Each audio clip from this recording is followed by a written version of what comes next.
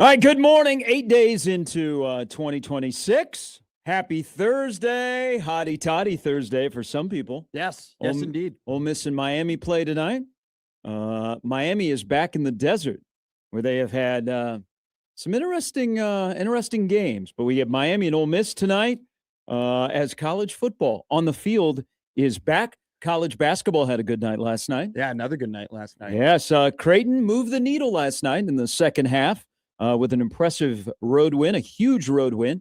Don't let yourself go there. They could be 5-0 in the Big East if it wasn't for John Gaffney. But they got a big win last night at Villanova, game you heard right here on The Zone. They keep fighting, and it sets up for the possibility of a 5-12 in Oklahoma City between Nebraska and Creighton.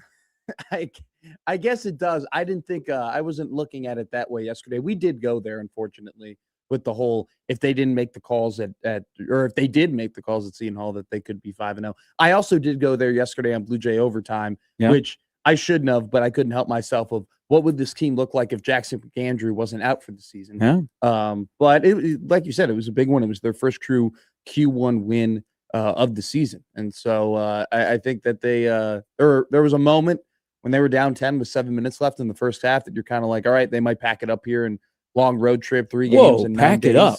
Well, I mean, it was just learn some Creighton ball, my friend. Well, I mean, this team. I mean, they were on a tough road trip. They were pack it up, not pack it up, but they were on the road. Been beat by a better team. They were third. It was their third game in 9 days. They were coming off of an emotional road loss. They go ahead.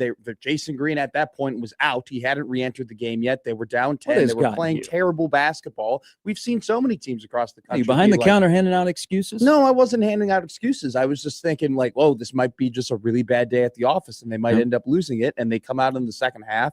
Green comes back into the game. They turn it around. They win a big road. It was massive. When he went down, I thought, oh, because he already has a brace on that shoulder. Yeah, man, that guy, he is one of the more likable Creighton players of late.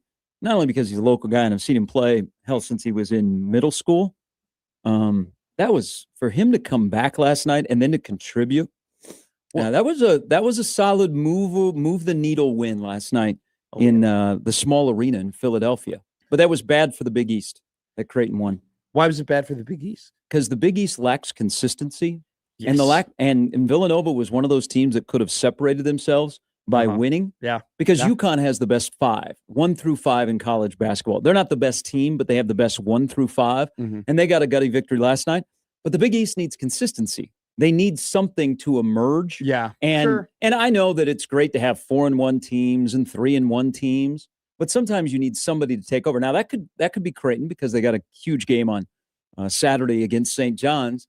But like last night was the opportunity for Villanova to break through. Yeah. And they're still unbeaten, and they are 4-0. Sure. So. And they could have become, Villanova's back. They could have been one of the better stories in college basketball for sure. Yeah, but Creighton just needs to keep winning. They just need to stack wins and see whatever happens. But prepare yourself. Wouldn't we be excited for a 5-12? Little storyline in Oklahoma City. Rematch part 2. I don't. Shock me if Creighton was a 12 seed if they continued to play well enough to get into the tournament. Still think Nebraska could be a 5. Hell yeah! I mean, Nebraska can absolutely be a 5. If Nebraska ended up being a 5 in the NCAA tournament, they would have to probably have lost a game or two that they shouldn't have lost at this point. I mean, they're going to lose some basketball games. Yeah, that happens. Are they? Are they going to lose basketball? They're going to lose some basketball games. They have. I would have never thought on January 8th that Nebraska basketball will be playing a game on Saturday, which will be in the top 3 of the most important games on that day when they go to Bloomington to play Indiana, who last night throttled Maryland. Jeez. Feel bad for Maryland, especially basketball. Football is an afterthought. Yeah. But basketball in the ACC with all their built-in rivalries and the passion of the fans, including a national championship, when they went to the Big Ten, it just basketball. Last night I'm watching that game, and they're playing Indiana, and Indiana's really good. I mean, that's going to be a fun game on Saturday morning. You hope fun has a good definition. Sure, but they're playing Indiana. It's a Big Ten game. It's a known team. They're not playing Rutgers. No. Okay? They're not playing some team from the West Coast, which, by the way, teams from the West Coast that come east in basketball in the conference, what are they, 1-7? They have to jump a couple of time zones at least.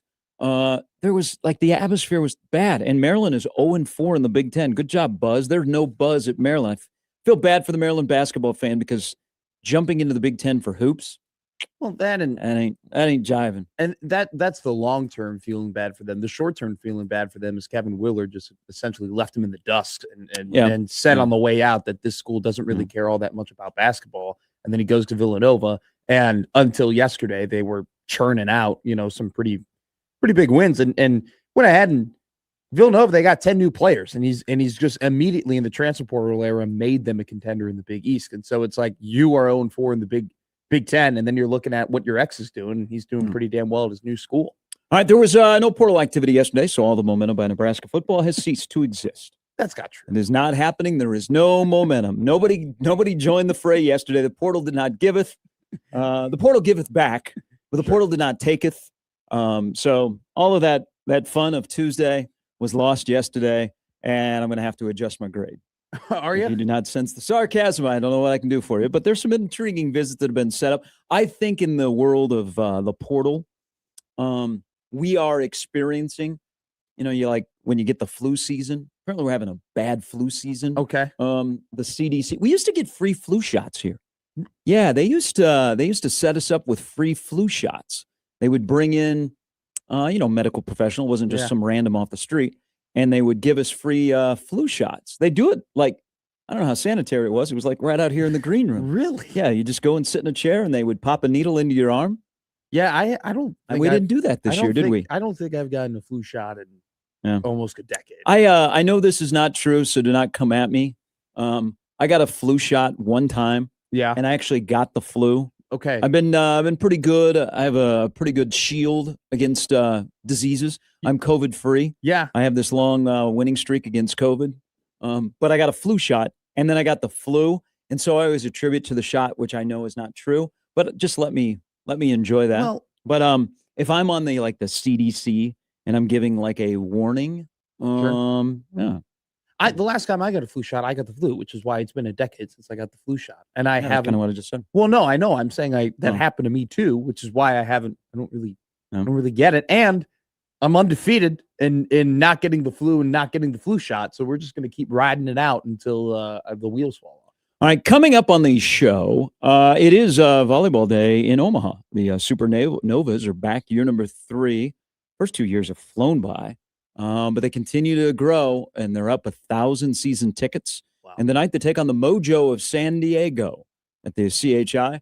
The guy that will not retire, refuses to retire, John Cook, will join us in studio in the 8 o'clock hour as the general manager and co-owner of the Omaha Supernovas. I bet they have a big crowd there tonight. Omaha men's basketball plays at home against North Dakota. So they're I know what their ticket sales are like, and they're going to have a really good crowd there tonight. Mm-hmm. They'll have a big crowd as the Supernovas are back.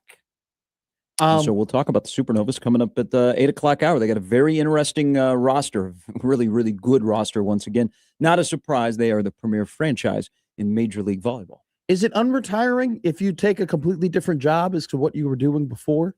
No, I'm going to get on him about it because I thought when he retired, he was going to shut her down. He's going to spend more time out in Wyoming. He's going to be grandpa.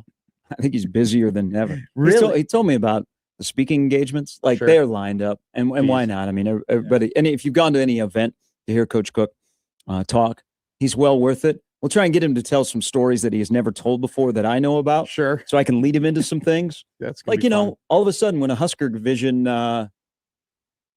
person gets kidnapped in China. You know, what happens when the Nebraska volleyball team is playing out there? I don't know. Maybe kidnapped is a little bit harsh, but, Did John Cook have to be the liaison in foreign relations? Oh, it's have you not heard the story? I have not heard the first time story. they went to China, they got a Husker Vision. They're trying to document everything. Sure. Government didn't appreciate that. So there was some confiscation and of equipment and people. So, yeah, they had to call in some favors. Really? Yeah, maybe he'll tell that story if we have time, but he's going to be in studio for about 30 minutes. Steve Sipple stops by. He'll probably agree with me. No momentum. The portal is over. It was good while it lasted. There were 7 guys, and maybe all 7 are starters. Sure. I am being very sarcastic, but I do believe, so I'm going to give a CDC warning. This is your second?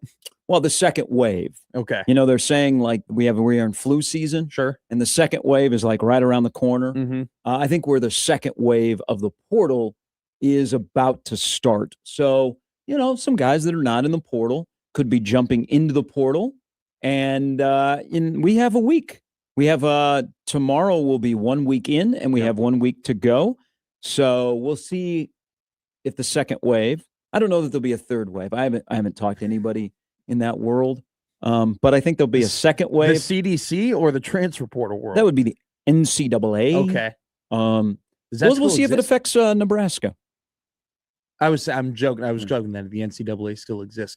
Have you read up more on the DeMond Williams stuff and the recent Pete Thamel article of like there are multiple executives who are, and by the way, funny to say that there are just executives in college sports now because that's just how they're general managing, that there are people telling Pete Thamel, we would love to report people and we would love to tattletale on people, but we have no idea who to tell to. Yeah, they got no rules, and people talk out of both sides of their mouth. Oh, big time. Yeah, they want rules, but really they don't want rules. Well, I think one of the bigger developments in all of this, you ever heard of a guy named Cordell Landers? Yes. Yeah, so he helped Nico get out of Tennessee. He is helping DeMond Williams get out of Washington. He's a quote-unquote advisor. Aren't we all? Advise a lot of people. You advise me. I would consider you one of my advisors. Get out of Omaha. No, that's not what you've said. You actually said, come to Omaha. And then you said, get a nice bed. Yeah.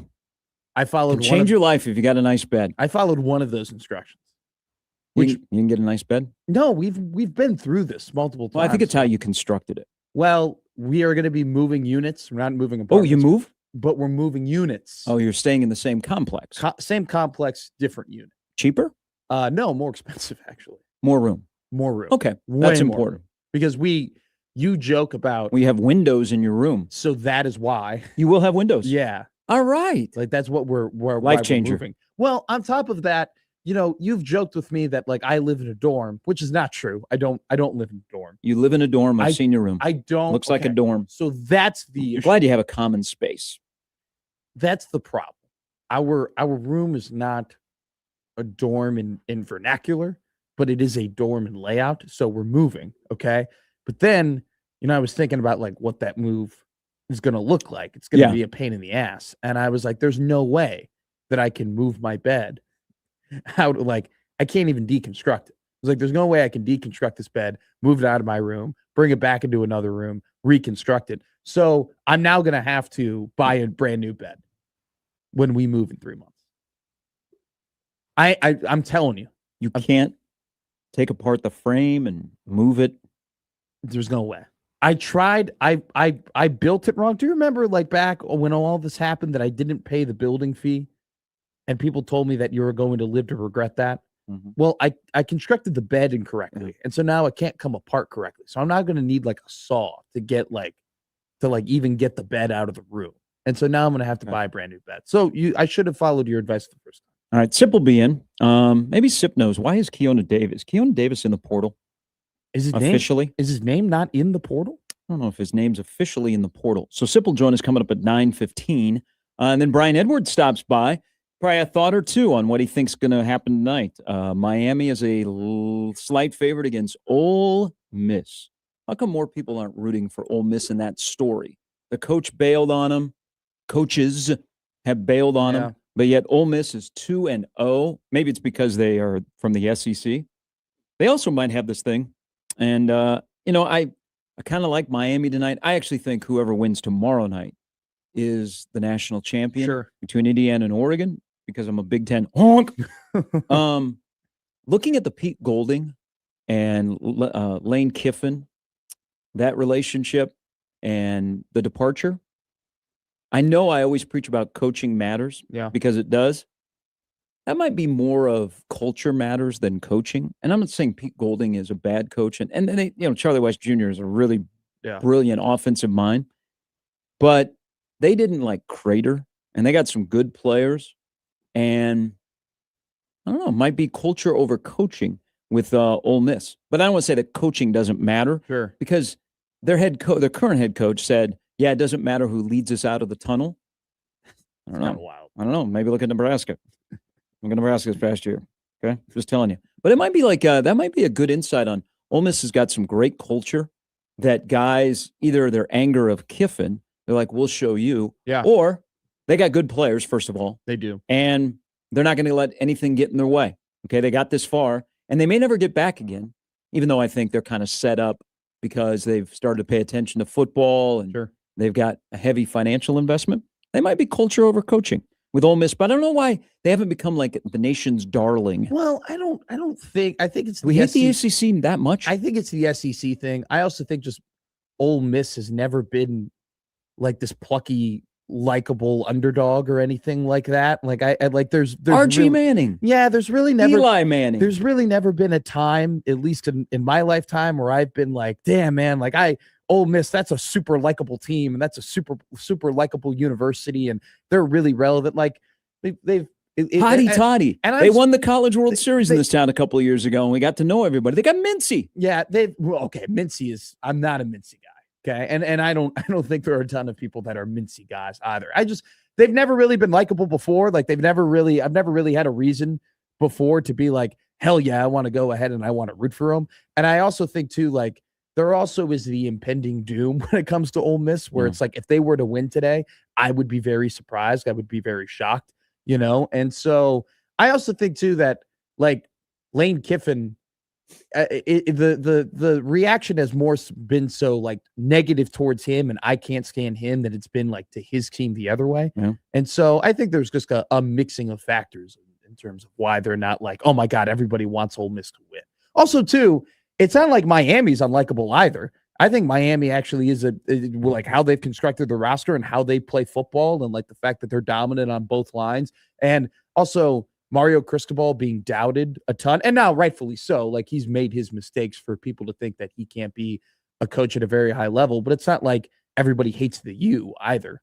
You know, maybe if Ole Miss were playing like Ohio State or one of the evil empires, we would say, hell yeah, we want Ole Miss to win more than anything. What a shift from one of the last times that Miami played in the desert, that Miami is likable. That's a good point. All right, that's the lineup brought to you by the rooferys of John Higgins Weather Guard. There could be angst towards Ole Miss around here. Demoria Stringfellow. Remember that name? No. 2014 wide receiver that decommitted from Nebraska and went to Ole Miss, and Bo lost his mind. I believe it was around the time of the College World Series. I think this was a discussion on the College World Series where Bo went nuts that Stringfellow had decommitted from Nebraska.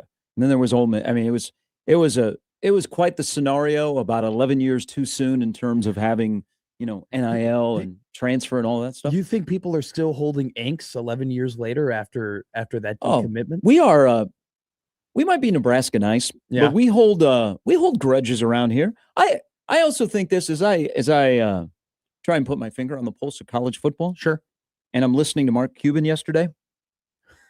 Yeah, that was fun. Here's one of the problems with Nebraska football. All right, everybody pull up a chair. Okay. All right, ready? Uncle Gary's going to just get right to it. One, we're too nice in this state.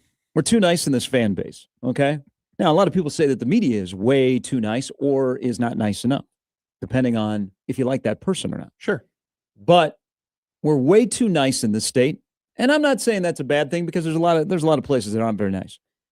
But we don't have enough people in this state that support the football program in Lincoln that have an ego. Sure. And want to just roll it out and say, welcome to Jamaica. Look at what I got. Yeah. We don't have enough of those people. We have, the Pede family. They're very successful, and people know how successful they are. And thank God for them. And there are other people that quietly support Nebraska athletics financially. Sure. But we don't have enough people that when they support Nebraska athletics, especially football, let you know about it. Buy a billboard in downtown Omaha. You know what? Buy advertising next to the sinkhole that is now a year old in downtown Omaha. But yet, Texas Tech lets you know they have money. Sure. Mark Cuban writes a check yesterday to help the portal class at Indiana for this upcoming year. And he's very excited about it, that he's going to go and tell people about it. Yeah. We just are way too nice around here. We don't have enough people that have egos, because we have money. We have a lot of money in the state. We don't have many pump jacks, okay? But we have a lot of money, especially in this city, which Nebraska has trouble tapping into on a regular basis. But we don't have enough people that have money that are going to support football and going to let you know about it. So we need to get more people that have egos and want to be out there instead of, I'm going to donate, but I don't want people knowing I'm donating because they're going to come knocking on my door. Sure. And the next thing you know, little Johnny selling Christmas wreaths in the middle of the summer is going to be like, I know you bought an offensive tackle. Buy a wreath. We need more egos. We need more people that want to support and let everybody know that they are supporting Nebraska football. And I wish Nebraska football would win. Well, number one. Yeah. But would, they have a tendency to, if it's a little news, they'll let certain people know, hey, can you help us move the story along? Sure. Is, they get a victory between now and the end of the portal, and it's like a significant victory that they float through one of their mouthpieces. Hey, he was $3 million. Yeah. We spent $3 million. You can run with that, and you don't have to speculate in the lack of transparency with NIL. So we need more people with egos. That's what I'm saying. I think so. If you have an ego and you have money, 402-550. Is that your number? That's not my number. Thanks for knowing my number. I don't know your number. It starts with a 402. We've had this conversation so many times. I don't know one other than the first three numbers of your number. Yeah. I don't know your number at all. Yeah, but it's people that are supporting college football these days. They let you know that they are. We just don't have enough people that want to have an ego, want to be out there in the front. I mean, the peds don't represent everybody. They can only take so much. The people. By the way, thank you. Thank you very much for them. The people who are letting you know are the people who are supporting winning college football programs. I mean, like, Indiana's awesome. That's why Mark Cuban is like, hell yeah, I want some credit. Like, hell yeah, like I'm cutting them a ton of checks. Like, look at me. Like, I'm the one that's helping this whole thing out. Texas Tech is going ahead and winning football games. That's why Corey Campbell is like, hey, look at me. I'm the benefactor of this whole thing. I feel like we haven't heard from the Raising Cane's guy in a while, outwardly. Now we've heard, I'm sure LSU's heard from his checkbook, but we haven't outwardly heard from him a whole ton because they just haven't been winning. So I think you probably got to be representing a winning program in order for yourself to really want to put yourself out there. No, those are called front runners. You got to do it before your program starts winning. We had no idea who Cody Campbell was. All of a sudden they started winning. And Mark Cuban has supported Indiana well before this run in football. I think he's an alum, but I think he's got kids that go to school there. I believe that's also the case. But yesterday he let everybody know that Indiana was happy with the check that he wrote. I think he actually wrote a check. Probably. Or he did transfer. I think he's old school. I think he's still writing checks. An IOU. I think I've received like 6 checks in my life. Everything else has been direct deposit. Well, you don't do a lot of independent contracting, probably. No, not a ton. That's the last check that I received is the one independent contracting thing I've done. Well, you're smart. Stick with cash. They can't trace it. All right.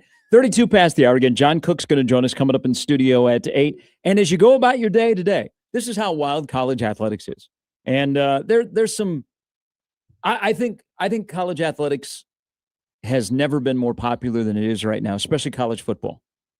The stuff that goes on, not real popular, but the sport and the interest in it has never been greater than it is right now. Sure. And so the world is upside down in so many ways. But as you go about your day today, do not let anything, the weather outside, a bad day in the office, bad day at home, do not let it distract from you that on the 8th of January, Vanderbilt basketball and Nebraska basketball are combined 30-0 on the men's side. Just chew on that for a little bit. And one of those teams plays right here in the state. Breaking. Tough to get a lot of Nebraska basketball love here in Omaha. I'm trying. A lot of people are very cautious because what if I say something nice about Nebraska? The Creighton people are going to be upset. Sure. Yeah. But I look at the media. The media. You know what? Both teams are going to the NCAA tournament, and both teams can be good at the same time. Do you not remember when they both went to San Antonio? How great that was? Sure. It's okay to say, Hey, Nebraska basketball. I live in Omaha. I'm in the media, and you know what? They're good. They're gooder. These are And you can say Creighton got a huge needle moving win last night. You can do both. Just try it. Please try it. But there's hesitancy in this town. We're in an unprecited time. They're 15-0. This doesn't really happen a whole lot. Where Nebraska basketball, first off, is like could be a 2 seed. So things are changing. You got to adapt with the times. Vanderbilt and Nebraska basketball are both 15-0. Okay, things can change. I have some questions to ask you about Vanderbilt's court and the setup of it because I know that you know the answer. Great to arena. It. Well, weird setup. Great arena. Hand up. Way here. too long game last night against Alabama. Well, yeah, hand up. I think here, the game might still be going on. I haven't watched a whole lot of Vanderbilt basketball while they're at home. Okay, just in general. And so I just have some questions of the layout of that court and the layout of that. It's quite stadium. unique. It's very weird. Unique is a nice way of putting weird. Okay, yeah. We use unique when we want to be nice about how just weird crap is. Yeah, it's kind of like you're going to the Lead Center to watch a basketball game up on the stage. Kind of. Yeah. All right. Again, John Cook will join us coming up at 8. Supernovas kickoff tonight downtown at the CHI. Should be a large crowd. Another run by the Supernovas, and Coach Cook will be in studio for about 30 minutes coming up at 8. Plus, before that, we have a huge announcement. I actually do. Huge announcement coming up before 8. Does not affect the show, but affects kind of the show, if you know what I mean. All right, we're off and running. It's Gary and Matt on 1620 The Zone.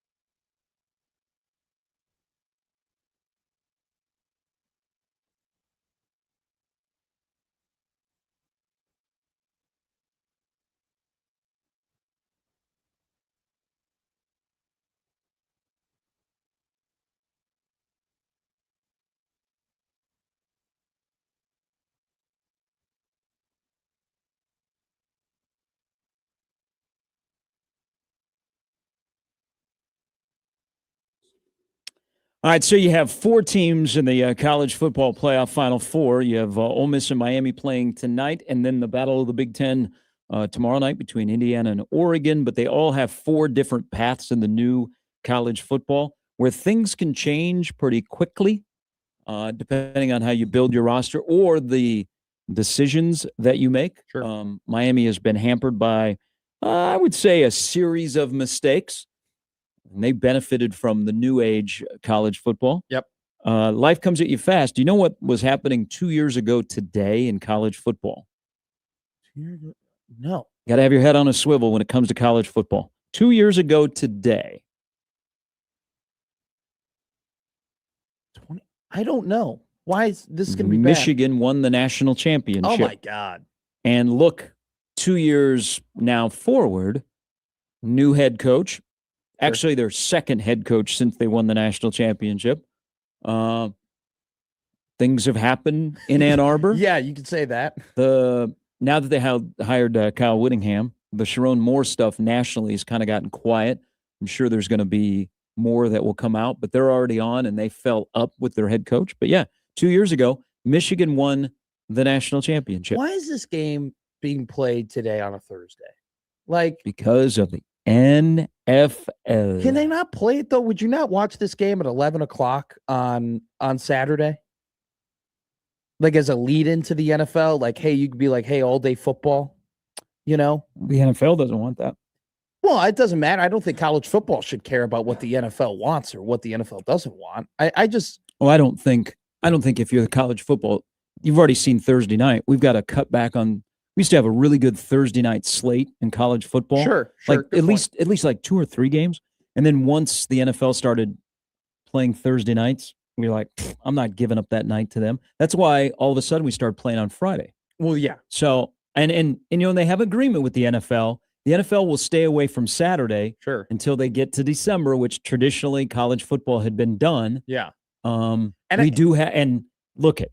All you have to know is ESPN was not going to throw some good playoff games up against that NFL slate. God, no. So they said, hey, here's James Madison, Oregon. Here is Ole Miss and Tulane. Yeah. So yeah, I don't think college football wants to dabble with the NFL. You could ask the same question, and I agree with you. College football is meant to be played on Saturday. Exactly. But why do they play their championship game on a Monday? Like that doesn't make sense either to me.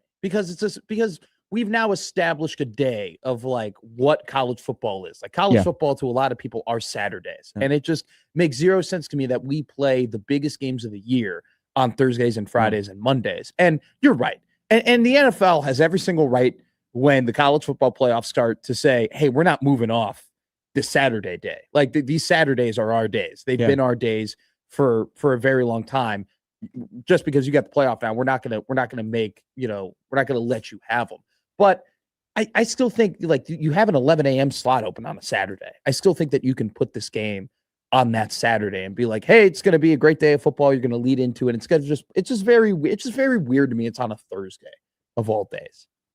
I don't know. It's old man. I know it's old man yelling from clouds, and I know in the grand scheme of things that it doesn't really matter all that much. And we're still going to tune in and watch the games, and we're still going to talk about it the next day.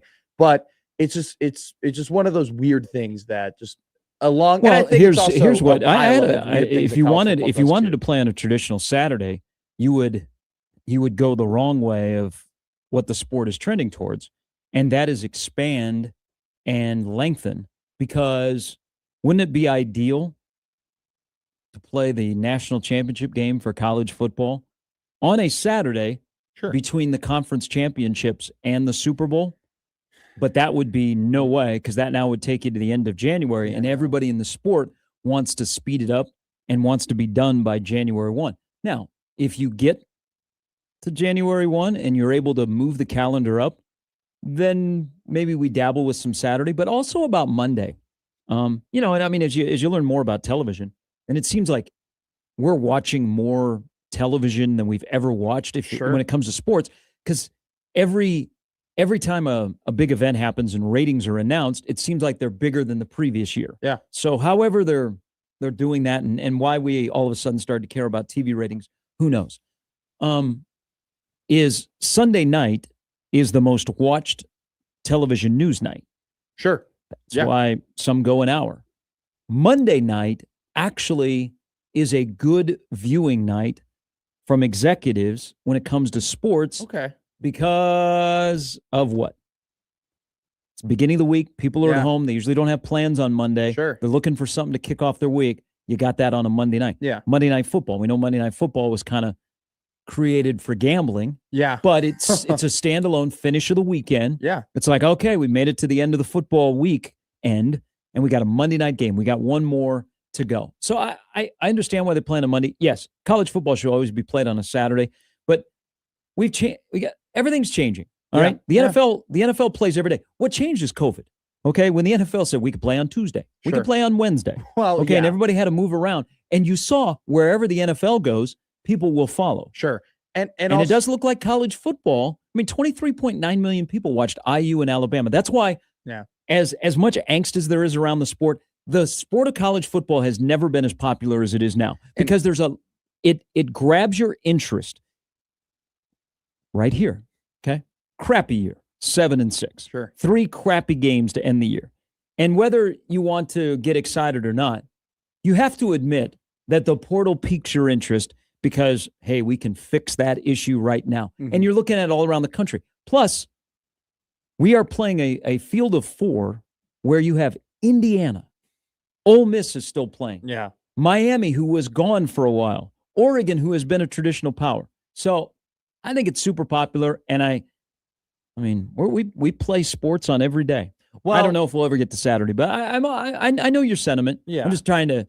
I think I asked you fill a question. In some blanks for you. I asked you a question and you filled in the blanks. And I think on top of that too, like to add to some of your points, like I think the streaming services and their want to have sports and they're just clamoring to be able to produce the NFL product and the NBA product has made it, the imperialism of the NFL in terms of we're going to play on every single day of the week. Yeah. And I think that there were probably some television, networks who said, no, we don't. We already have our our Wednesday programming. We already have our Tuesday programming. We already have things set up. You're going to, we want you to play on these days. Now that you have Prime, now that you have Netflix, they're like, dude, we will take anything that you give us. And so we will have games on Wednesdays and we will have games on Tuesdays. And so that's kind of expanded the reach on top of that as well. I just think that like talking to you about it, like the expansion of television and in sports and all these deals and now how the conferences are involved and the leagues are involved and streaming services are involved. And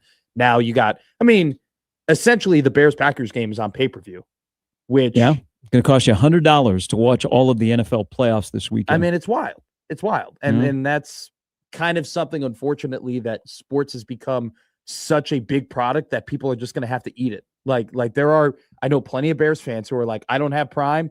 I have Prime now because there's no way I'm not watching the Bears play the Packers in the playoffs. All right, here is Nebraska ball Mike. Hello. Hello, gentlemen. How are you? Good. How's your issues? How's my issues? Yep. First of all, Gary, I'm from Omaha. As long as I'm here, then Omaha's not as dead as far as Nebraska basketball goes. That's okay. Hey, it's one of the rare times where Nebraska basketball has been better than Creighton, and Creighton is still good. Yeah. That I just there's I don't know. I'm calling out some of my media people and even people who work at this radio station or on shows after us. It's okay to say Nebraska basketball is having a great year, okay, and they're better than Creighton. Both teams can be fine at the same time. It's just I think in this town you're like I don't want to go all in on Nebraska basketball because I got Creighton friends or I got people that the head coach. What is he going to think of me? What are the media? What are they going to think of me? Sure. You know what? It's okay. Hey, both teams are good. That's great for this city. It's great for this state. I would love for all 3 teams to be in the NCAA tournament. Big game tonight, Baxter for Omaha, North Dakota. Who writes John's checks. It's okay. Who? What? Say that again. We know who writes John's checks. It's okay. Bishop. We don't need him. Oh. Okay. Yeah, I don't think you're really. I don't think you're really calling for Bishop. Now, what do we need to do to finish the 4 seed? Go ahead. It's basically a football season. What do we need to do to finish the 4 seed? Probably finish in the top 4 of the Big Ten. I think I predicted on J1 there'll be a 5 seed, but I don't I mean- want to look at Creighton on the 12 line. Oh, the Creighton wouldn't be Sorry, a 12. I Creighton don't. Creighton would be like a 9, nine. 10, maybe even play-in game in Dayton. They would not be a 12. They would not have a Big East team probably playing as a 12, especially if you finish second or third in that league. I'm just looking at storylines. I think if Nebraska, okay, let's go off Ken Pomeroy. He says Nebraska is going to finish 25-6. That's probably a resume of a 3 seed. Okay. Oh. Do we have to put up 90 Saturday Ooh. in Bloomington? I think it's going to be a scoring game like was in Champaign. You're going to have to play at least into the 80s, and man, if you get to 90, Yeah. I think it's going to be a highly entertaining game. It's going to be a very difficult game because it's Indiana, nervous. and they're not Mike Woodson's Indiana. No, they're They're Darren DeVries Indiana, and they're built pretty well. I think it's going to be a great college basketball game. I love it. I love that Nebraska's going to Bloomington, and remember, Nebraska's had success against Indiana. They have plenty. That this weekend, Nebraska's going there, and they're not going to be like a significant underdog. I bet they'll be a 2 or 3 point underdog possibly in that game, maybe just a point. Probably. Yeah, it's going to be a great game. But you know what? Nebraska's played themselves into that position to be this halfway through the season, and that game is like a big temperature check game. I agree. I'm also scared that we won 4 in a row against them. Why? Why are you scared? Because they're Indiana. They wake up. Indiana basketball will wake up. All right, is Nebraska basketball not different? Yeah, but are they? I mean, is Nebraska basketball going to be asleep, Mike? Like Nebraska K-State's basketball not. is going to be K-State's there too. not there. This I'm this afraid team that they're this gonna year lose is by better 12 than the points. team, the NCAA team 2 years ago. I agree. Every game makes me nervous now. Well, okay, that's fine. You know what? Because And we have hey, expectations. if you got a little churn in there in the old 6-pack you got, that means that Nebraska basketball is relevant. We've arrived. Agreed. Been a long time coming. My final thing this week is to welcome the gambler to Lincoln. Kenny Rogers is back. No, Who? Mr. Goofball, the former UNLV quarterback. Oh, the gambler. Just because you went to school at UNLV doesn't Yeah. mean you gamble. Sorry, that's what he is. He's a to me. gambler? You go to Vegas and you go to school. What else am I supposed to call you? I thought you were referring to me. I thought you were trying to get me to go to. I can't call you the plastic man. That's Stacey Altman. That's basketball. Ooh, What else are you but a good- gambler out nice in Vegas? There's plenty of people that are not gamblers that live in Vegas. They may be entertainers. Have you ever seen an Elvis Presley imitator? Just don't play like one on the field.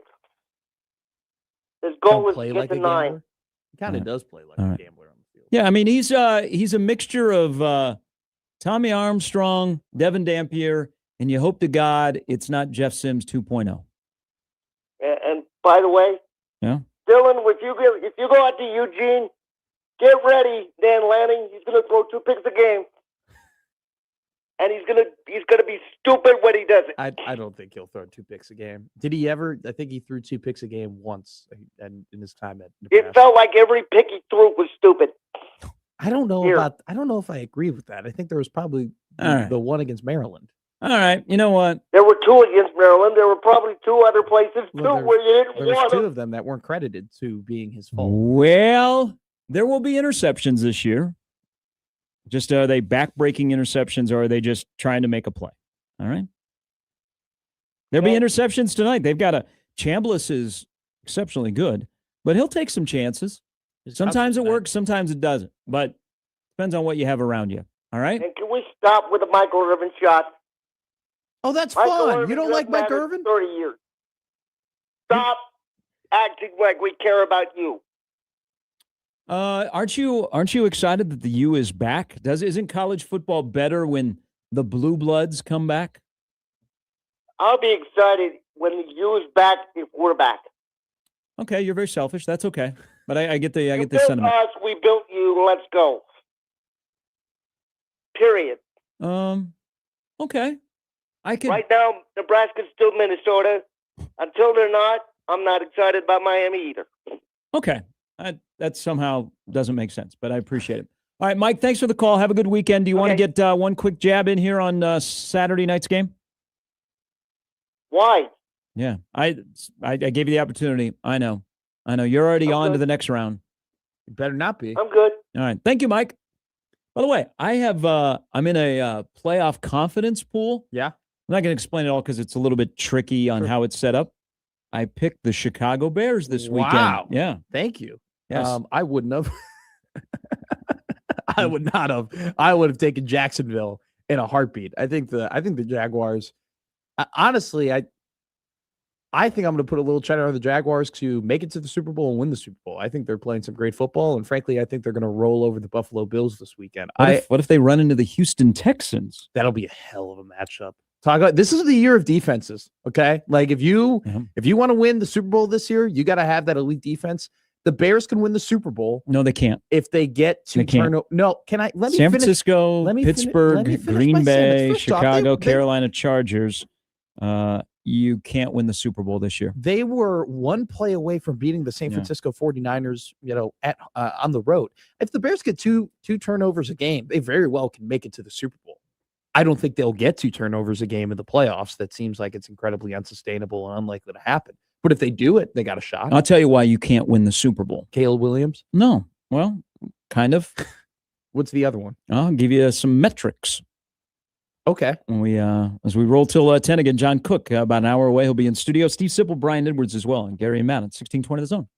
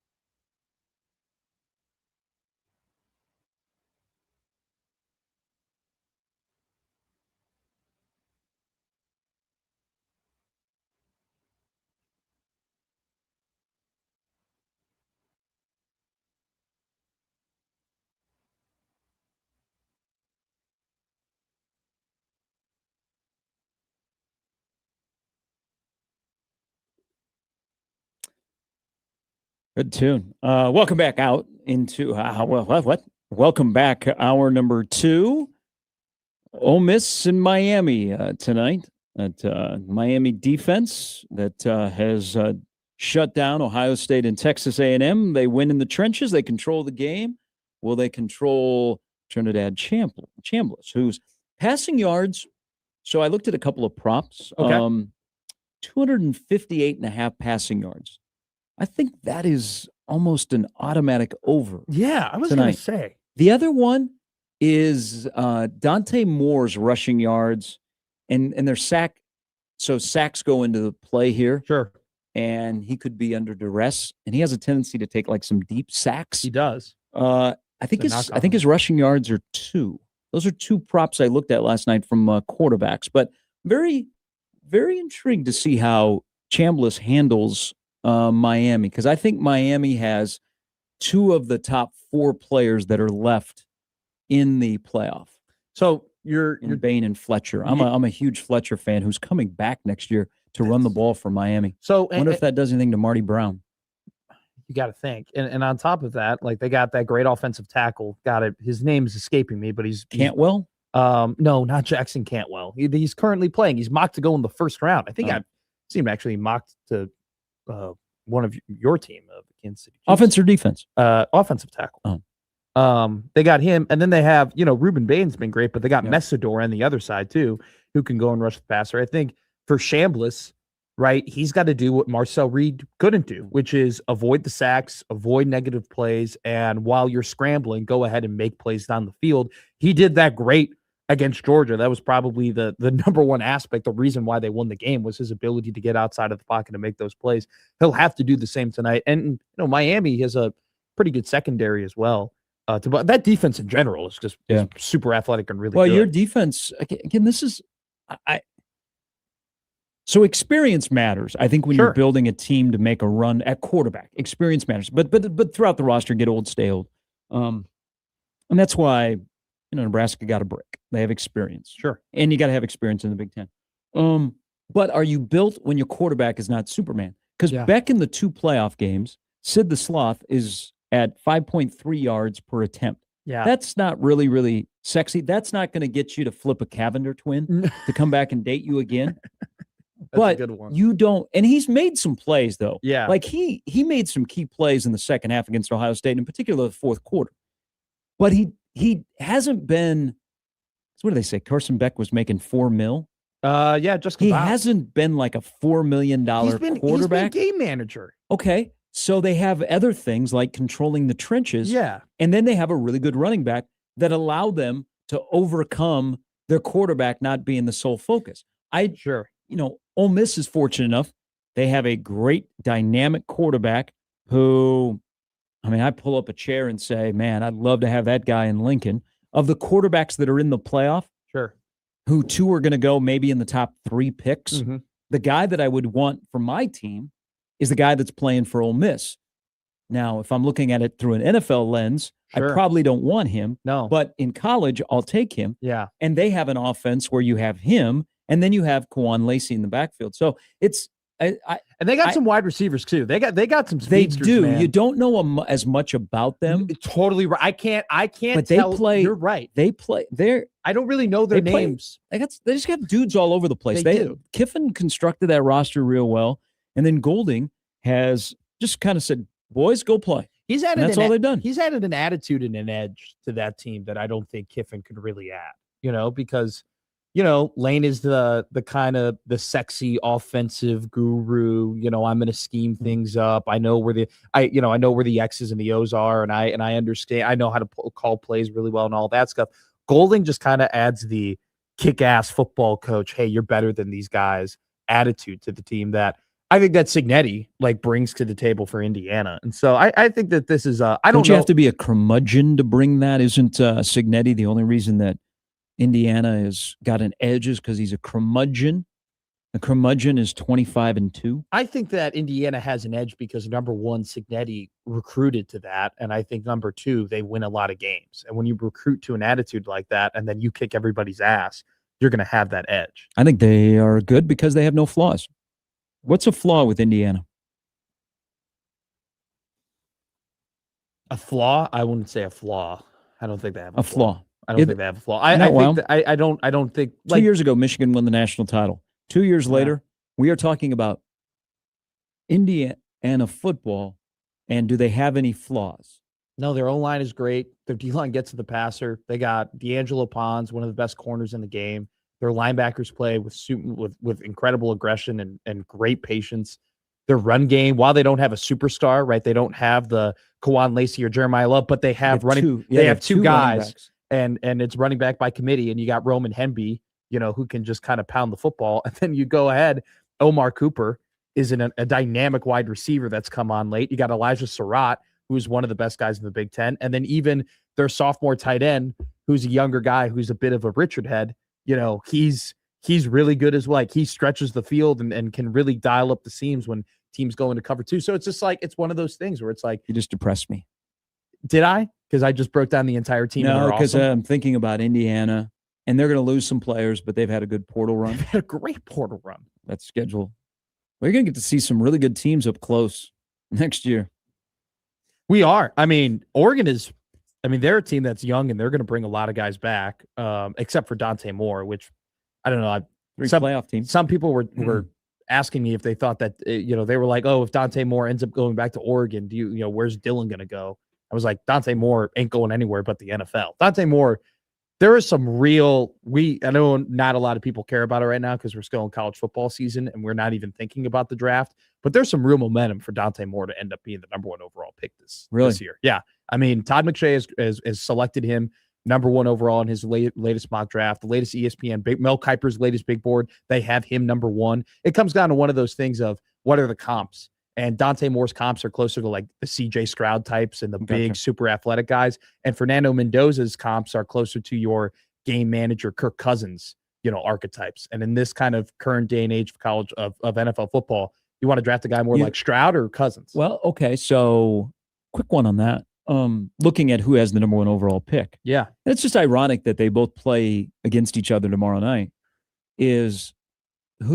I think Tom Brady wants a quarterback in his mold. Yeah. And so isn't Mendoza closer than Moore? I would agree. And that might give, because of Vegas. Now, Moore, I still have a little bit more questions about Moore. And you're right about Mendoza. But I think if I'm Tom Brady and I'm looking at who I need as a franchise quarterback, maybe you say that guy looks more like my type style of quarterback.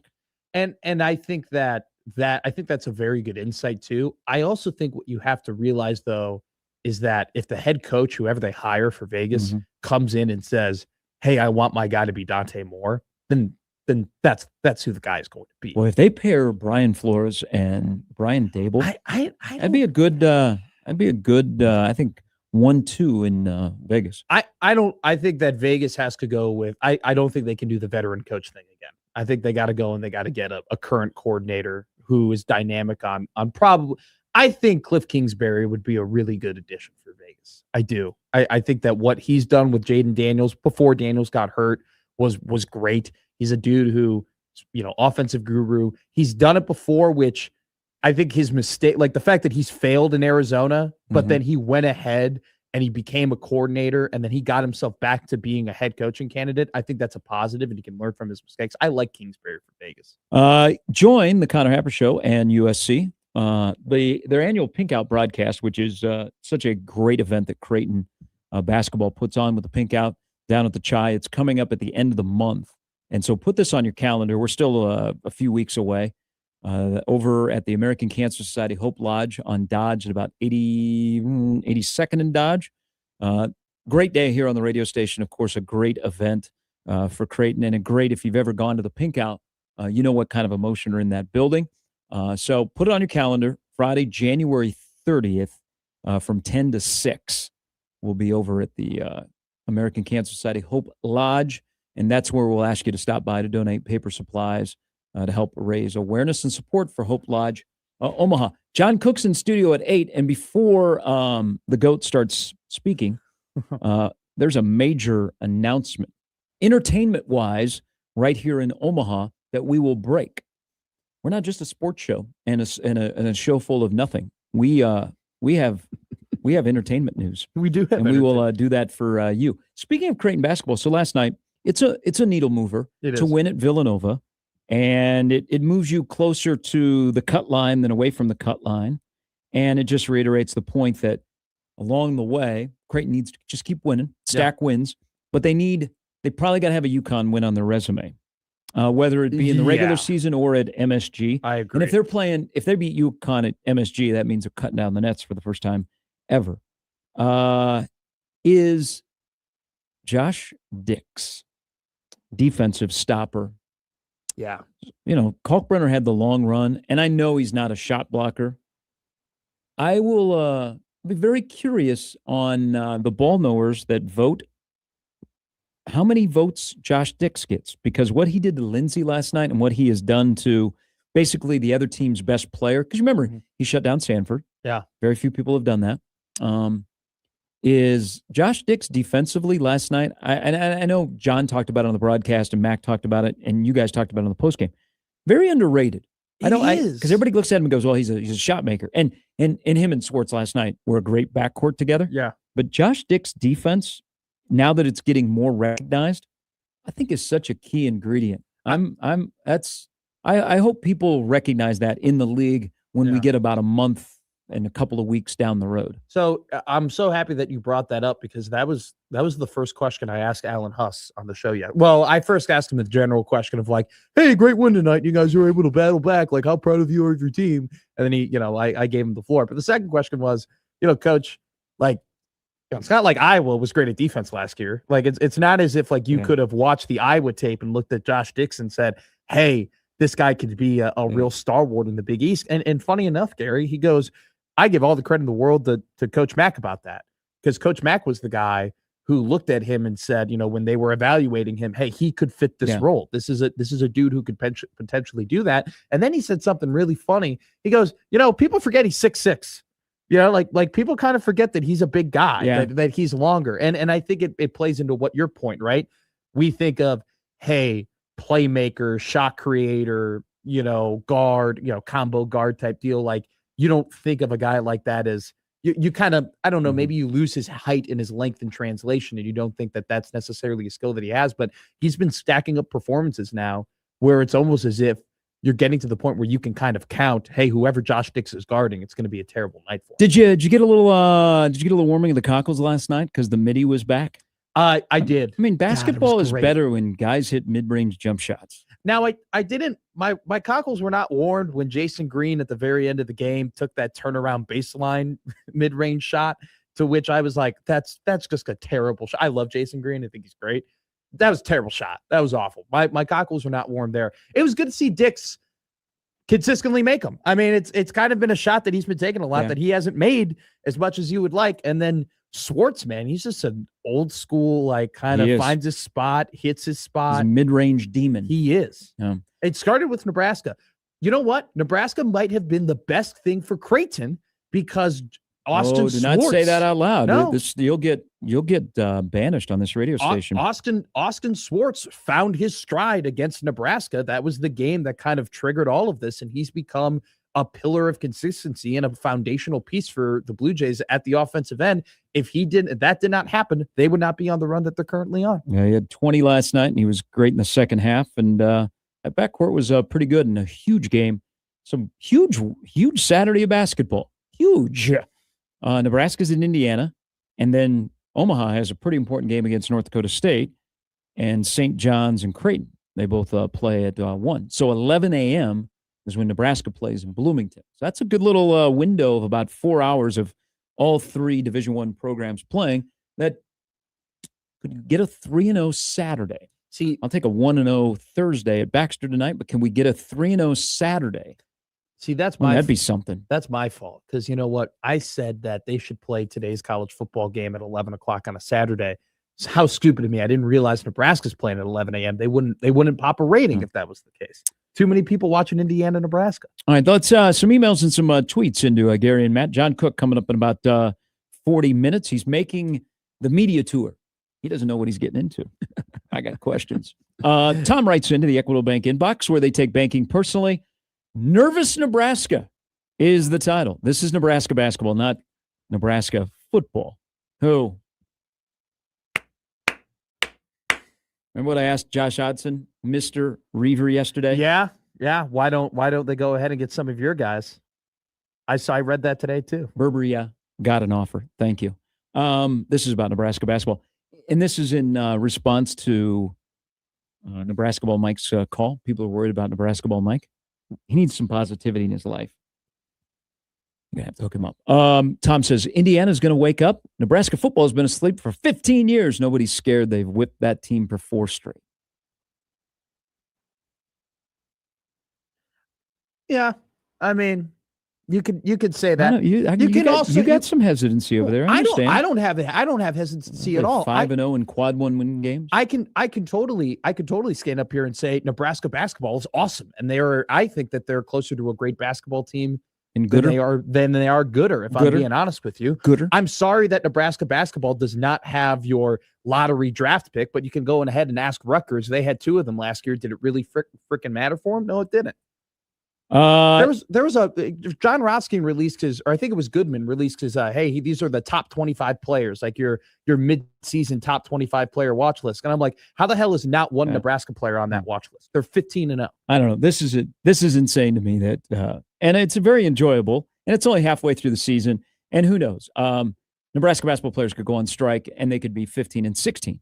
But they're 15-0, and there was a national, guy that covers college basketball, not one of the well-known ones, but somebody I follow, was like, as Nebraska transitioned from the hunter to the hunted. I'm like, hold on here. Let's just slow it down just a little bit here, okay? Let's just because and I said, no. Have you not listened to our show or watched the reaction from people that watch Nebraska? Because they look at the collection of players and they go, how did we get beat by that guy and that mustache and then white boy Rick? How did that happen? Okay, well, they beat you. I first of all, I don't think this team just plays. Okay, yeah, they don't ride the roller coaster because they have a head coach. On a football note, Iowa JD says life is easier for Signetti when you have an alum named Cuban.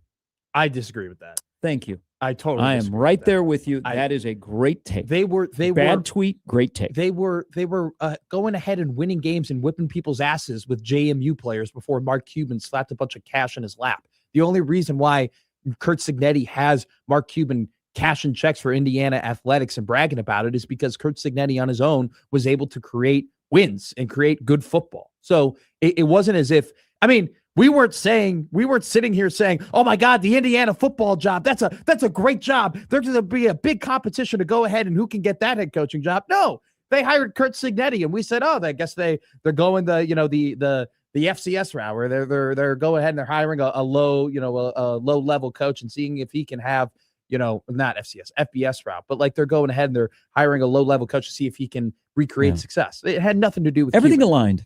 aligned. You have an exceptional head coach who is an elite evaluator, who grabbed momentum, walked into a situation where an athletic director made an out of the box hire at a basketball school, said, we're investing in football. And you hired a coach that said, I got you. You don't know what you're getting, but you're getting somebody that's now 25-2, and everything aligned. Indiana hit the jackpot with hiring an exceptional football coach. Yes. X's and O's, evaluating, developing, ability to hire staff, and the way that the world was changing in the college football. They walked into a great situation, and as long as Signetti is there, I think this is going to be sustainable.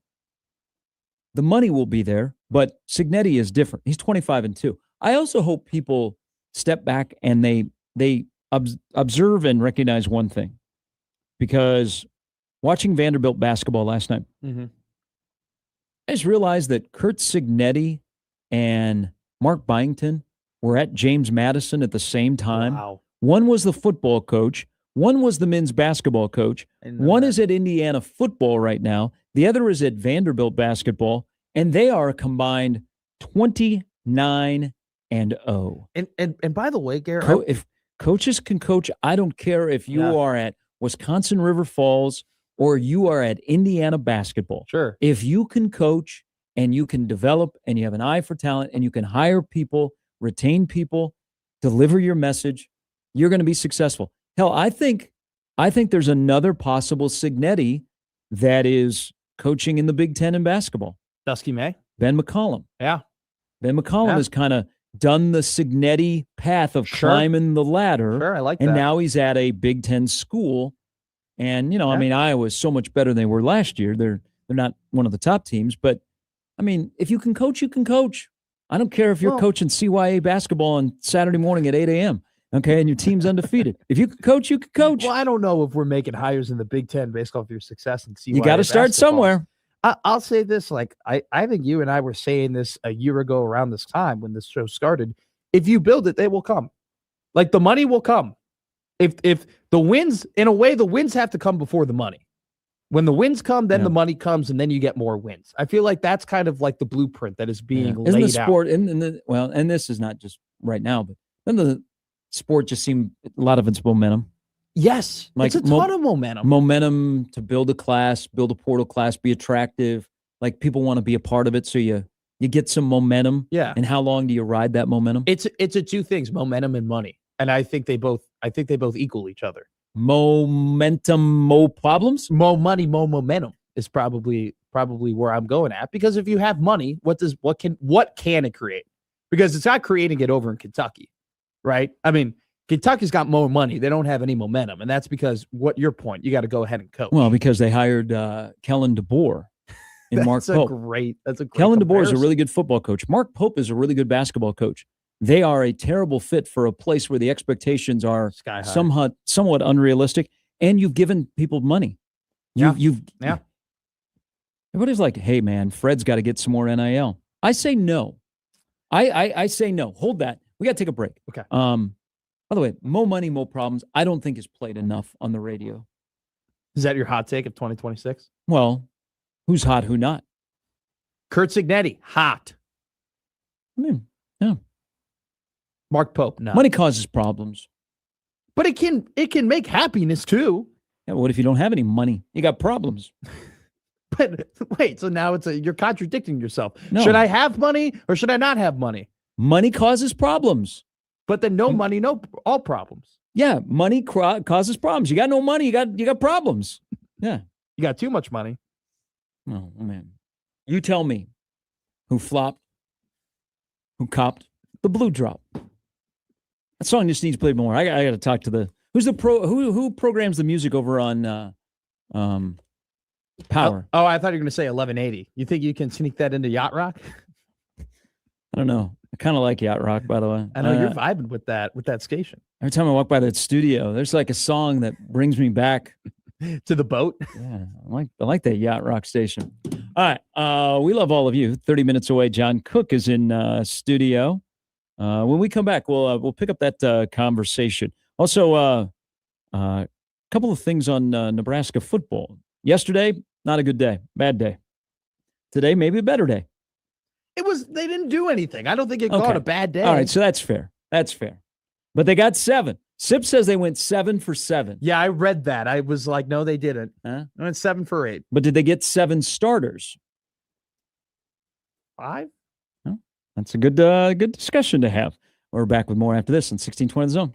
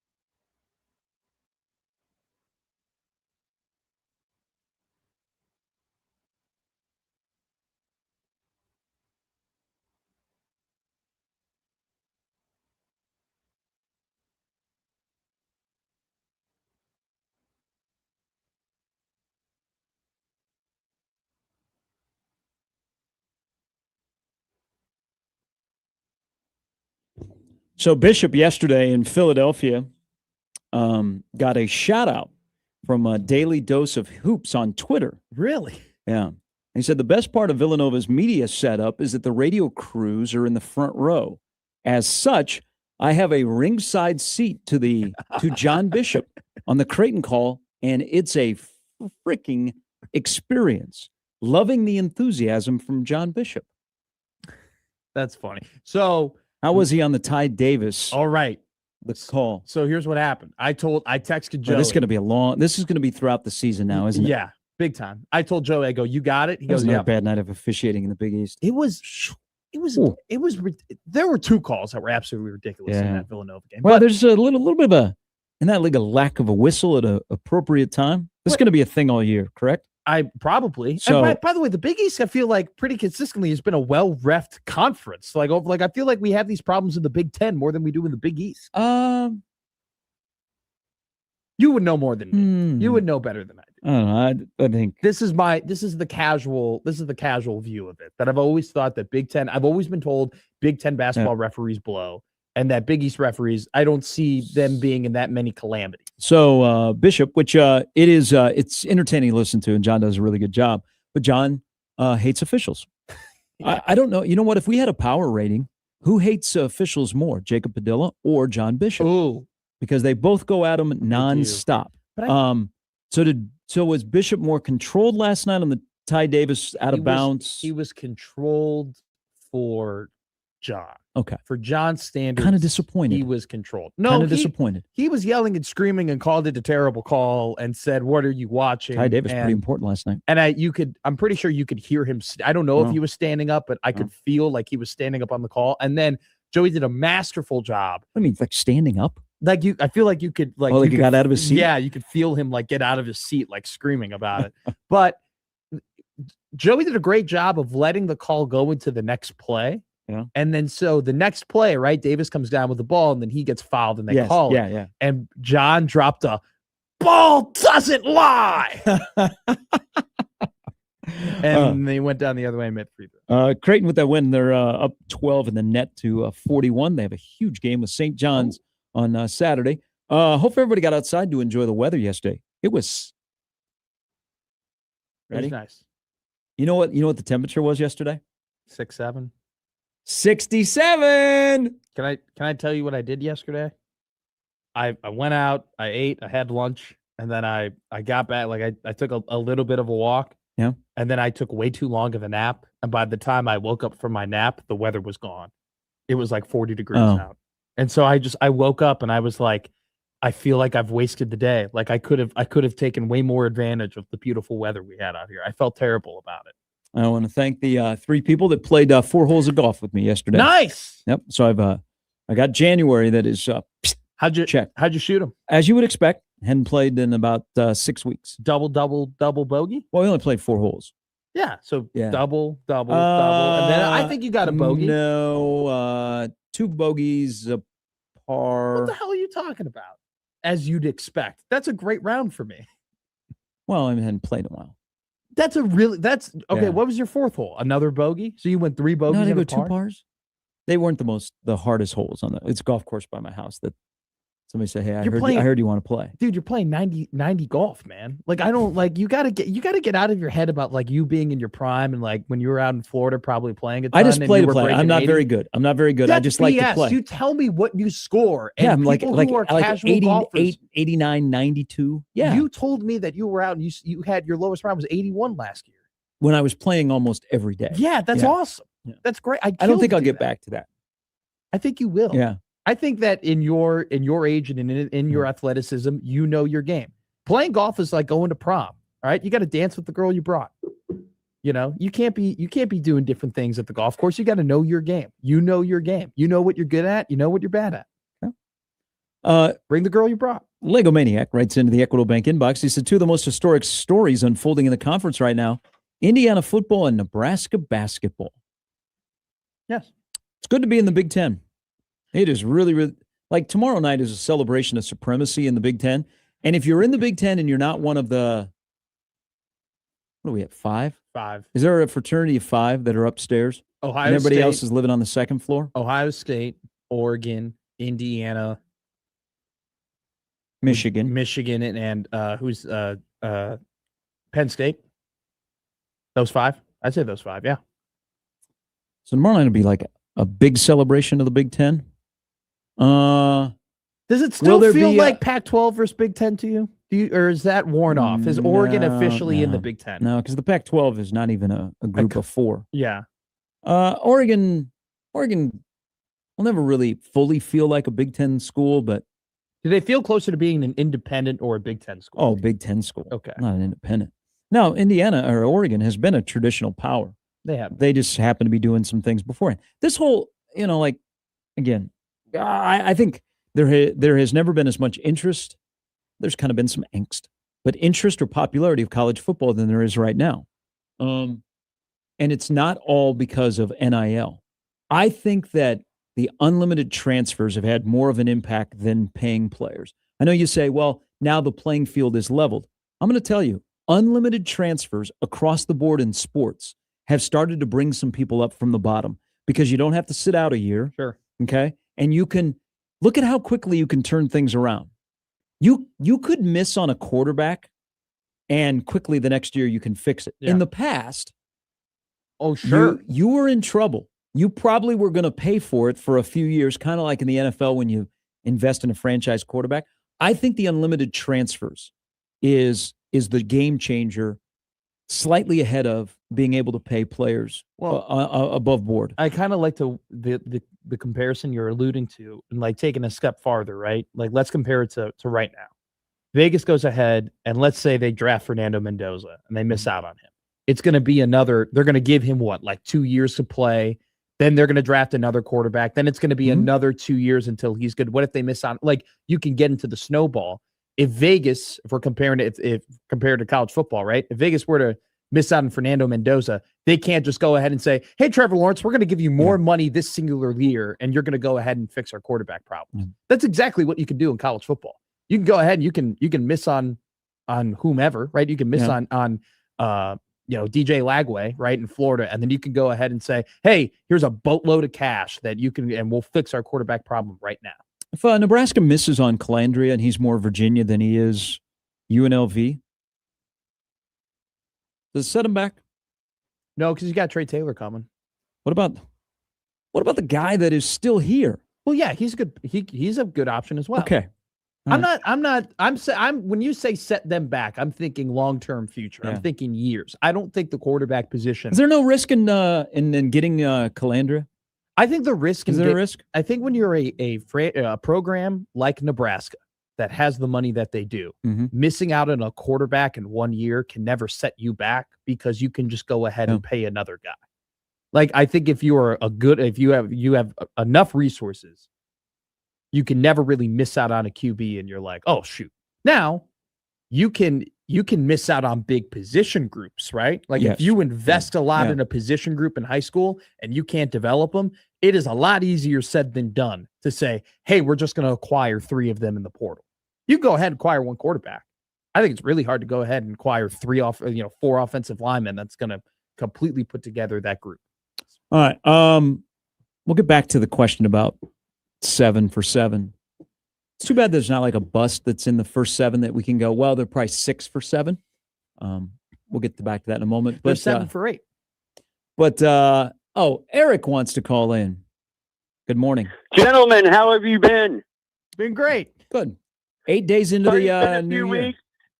Yep, family and holidays and everything. Just wanted to call and take my victory lap for being the number 1 seed in the AFC. And it's actually kind of nice that I can sit back and take a week off and enjoy and watch all these poor other teams that are going to have to come through Mile High. Yeah, I could give you some tips on what that's like. We've done it a lot. We just. Yeah, you guys have. You guys have done it a lot over the last few years. Okay, so there is the advantage of playing at Mile High and having the bye. Is there one team, as optimistic as you are and as diehard a Bronco fan as you are, Eric, is there one team that would cause a little bit of concern if in 3 weeks they were playing in Denver? The only team that bothers me right now, and it's going to sound a little crazy, is the New England Patriots. just for the sole fact that Drake May hasn't been in the playoffs, so it's a wild card. Mm-hmm. You're not exactly sure how that team's going to react. Mm. I would love to see Trevor Lawrence come back up to Denver. Yeah, that would be. Because I think we'd look forward to be that ready game. for him this That'd be time. an awesome game. So know Houston and Jacksonville, where are they on your worry radar? Well, we went down to Houston and beat Houston on You their did? home turf. You did. So if that's a defensive battle between two great defensive teams, don't get me wrong, Houston's got a great defense, man. Yeah. But their offense, I don't think can produce like Denver's can. I think that's the perfect analysis. I think you're spot And I on. do I have think your one other defense is little closer to shocking- their defense, right? Well, I got one other little shocking piece of info for you guys. Okay. I know he may not be the best running back in the world, but if I get J.K. Dobbins back, Yeah, that was. that just causes problems for everybody else, boy. That would be huge. Eric, enjoy the off week watching football, and I'm sure we'll hear from you next week. Thank you for taking my call. You guys have Yeah. a great day. Dobbins is really going to be that running back of my generation of like, damn, if he stayed healthy. Because it's if you look at J.K. Dobbins' efficiency numbers, like he is one of the most efficient running backs of the 2020s. It's just he just always gets hurt. Yeah, you want me to tell you why you're not going to win the Super Bowl? Why am I not going to win the Super Bowl? I already know that I'm not going to win the Super Bowl, but So 56 of the last 59 Super Bowl champions are either in the top 7 in scoring offense or the top 7 in scoring defense, and some are in both. Yeah. San Francisco, Pittsburgh, Chargers, Carolina Bears are not in that category.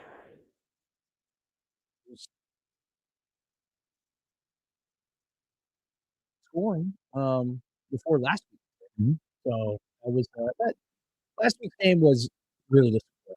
They came out and it felt like Detroit had more to play for. And I think probably also your path is you have to be elite on one side of the ball. Like if you follow like trends of who gets to the Super Bowl and what they need to do, like clutch kicks. Sure, great point. So Defensive turnover ev- rate, you know, both You sides. know who keeps popping up and navigates that path?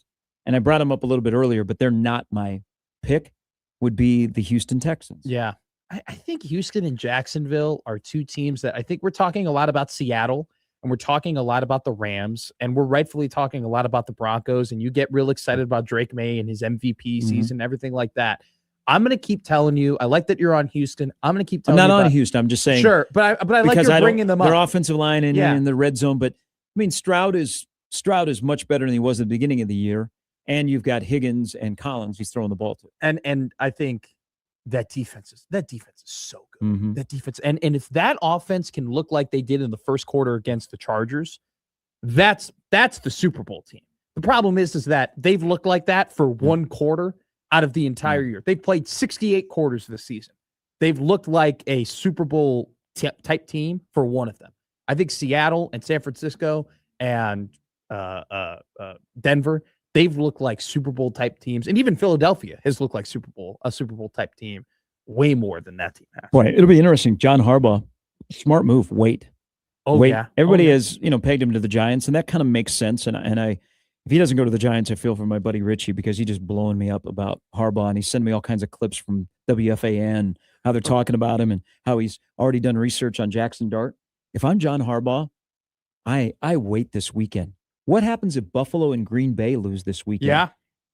I mean, there's probably some So- jobs that currently have a head coach that like, man, should we just like Tampa Bay?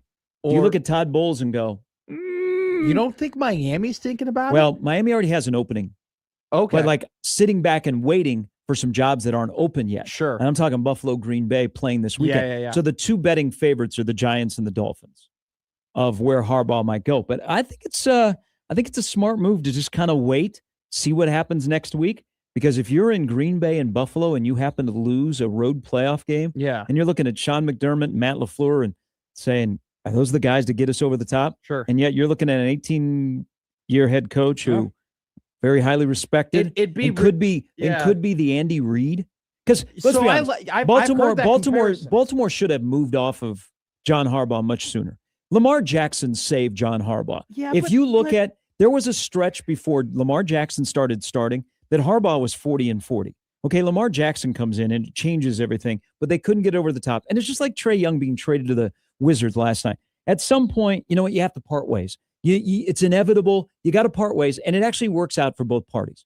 So Harbaugh, they probably waited maybe 7, 8 years too long, but Lamar Jackson was there. Yeah. But if you're a team in the NFL and you have a chance to get John Harbaugh, who is a very good coach, and without Lamar Jackson, maybe is like back to John Harbaugh pre-Lamar Jackson. We're winning. We're going to the Super Bowl. We're winning a Super Bowl.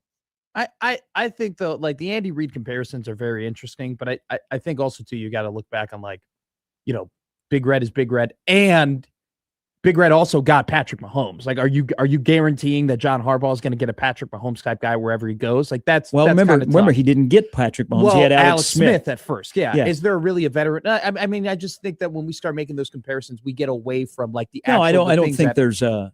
I mean, I don't like the Patrick Mahomes because when Reid came to Kansas City, he didn't know they were going to draft Patrick Mahomes. I know, but it helped kickstart to what he is now. But like Harbaugh will have the advantage of, let's say Green Bay or Buffalo open up. Sure. I get Josh Allen or I get Jordan Love. I think that. I mean, you're not going to go to the Raiders where you don't have your quarterback. No, I mean, he'll be smart about it. I think, and I think that he would be on the top of everybody's list if that were to happen. And so, and already, I mean, Mike McDaniel hasn't been fired yet from Miami, and there's already reports of Miami's reaching out to John Harbaugh. So there might be other teams out there who they might be a year away from firing their head coach, and they're like, we'll just do it now to go ahead and get that guy. I think if you're John Harbaugh, you'd much rather go ahead and have Josh Allen or Jordan Love be their quarterback than as opposed to having Jackson Dart, where I think Dart is fine, but I still think the jury is out if he can really be a franchise quarterback. Like I don't think Dart is a slam dunk. Hey, he's going to be a guy that can win you playoff games. I still think there's a lot of work to be done there too. All right, John Cook's going to be in studio. Supernovas open up tonight downtown against the Mojo of San Diego. There's a lot of excitement around Supernova year number 3. With the roster and everything they are doing. Fantastic organization. They put on a good show. If you've never been there, CHI tonight, 7 p.m. First serve. So Coach Cook will be in studio coming up in the next hour. Maybe I'll let him read the big entertainment announcement because he would. I think he has an interest. Yeah. All right, so we'll do that. That's coming up in the next hour. Steve Sipple stops by. Also, Brian Edwards will be in. That's all to come as we roll till 10 on a Thursday on 1620 The Zone.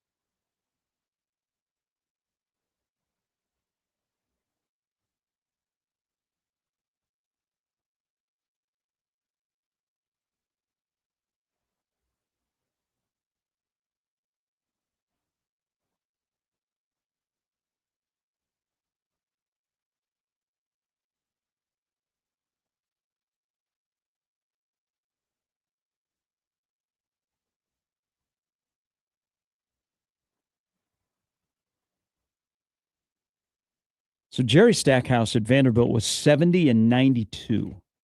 Mark Byington, who came from James Madison, and Signetti and Byington were at JMU at the same time. Wild. He is 35 and 13 as the head coach of Vanderbilt basketball, and they are 15 and 0, just like Nebraska basketball is. I caught the last 7 minutes of the game against Bama, and I think you were watching that game. I was kind of waiting, hey, like for Bama to make the run and for Vanderbilt to kind of collapse, and they just never went away. They just never went away, and they played team basketball, and they made their free. Now there was a really funny moment where Bama had 2 free throws. The guy misses the first one, then he misses the second, and then he took it and he shot it again, and then that was a tech, and then they gave it to Vanderbilt. So somehow Alabama went ahead to the line to take 2 free throws, and Vanderbilt's the one who ended up making a free throw with no time coming off the clock, which I thought that was wild. Tyler, I had no idea who Tyler Tanner was. I don't know who anybody on Vanderbilt's team is. And you go ahead and you tune in. And first off, like I knew that they were undefeated, but I was watching with my buddy. He goes, "Whoa, like Vanderbilt's like they're a wagon right now." And we're watching the game and they're just controlling the pace and they're controlling the offense and they're being more physical than Bama. And you're like, why? Like it's a little bit like I imagine a Big Ten team watching an SEC team. It's pretty similar if an SEC fan was watching the Big Ten being like, "Oh, Nebraska's legit." Hey, that's some nice gear you got on. Good to see you. How you doing, Coach? We'll take a break. We'll come back. John Cook is in studio. Remember when you wanted to come up here and you and I were going to do a show? Yeah. You got nixed, didn't it? Yeah, it got nixed. It did. I'm a free agent now. Yeah. Coach Cook is in studio again. The Supernovas are back, year number 3. A lot of excitement. A lot of great storylines and some familiar faces. We'll talk to Coach, who is not retired. Yeah, I see that look you just gave me. Is the GM and the co-owner. So we'll do that coming up in the next hour on 1620 The Zone. When did we do was that last year?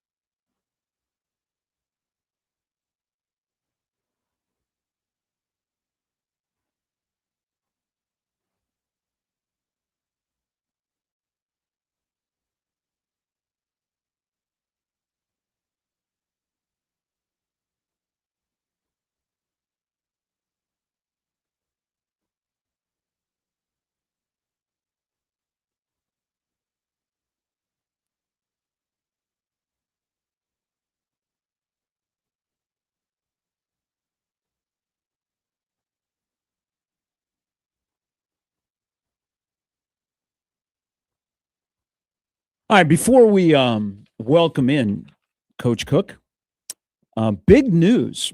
I think you might like this. We kind of saved this announcement. This is a big announcement, John. We saved this for you.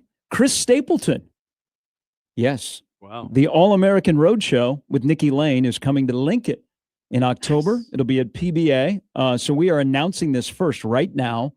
Tickets go on sale next Friday at 10 a.m., but you can win them before you can buy them.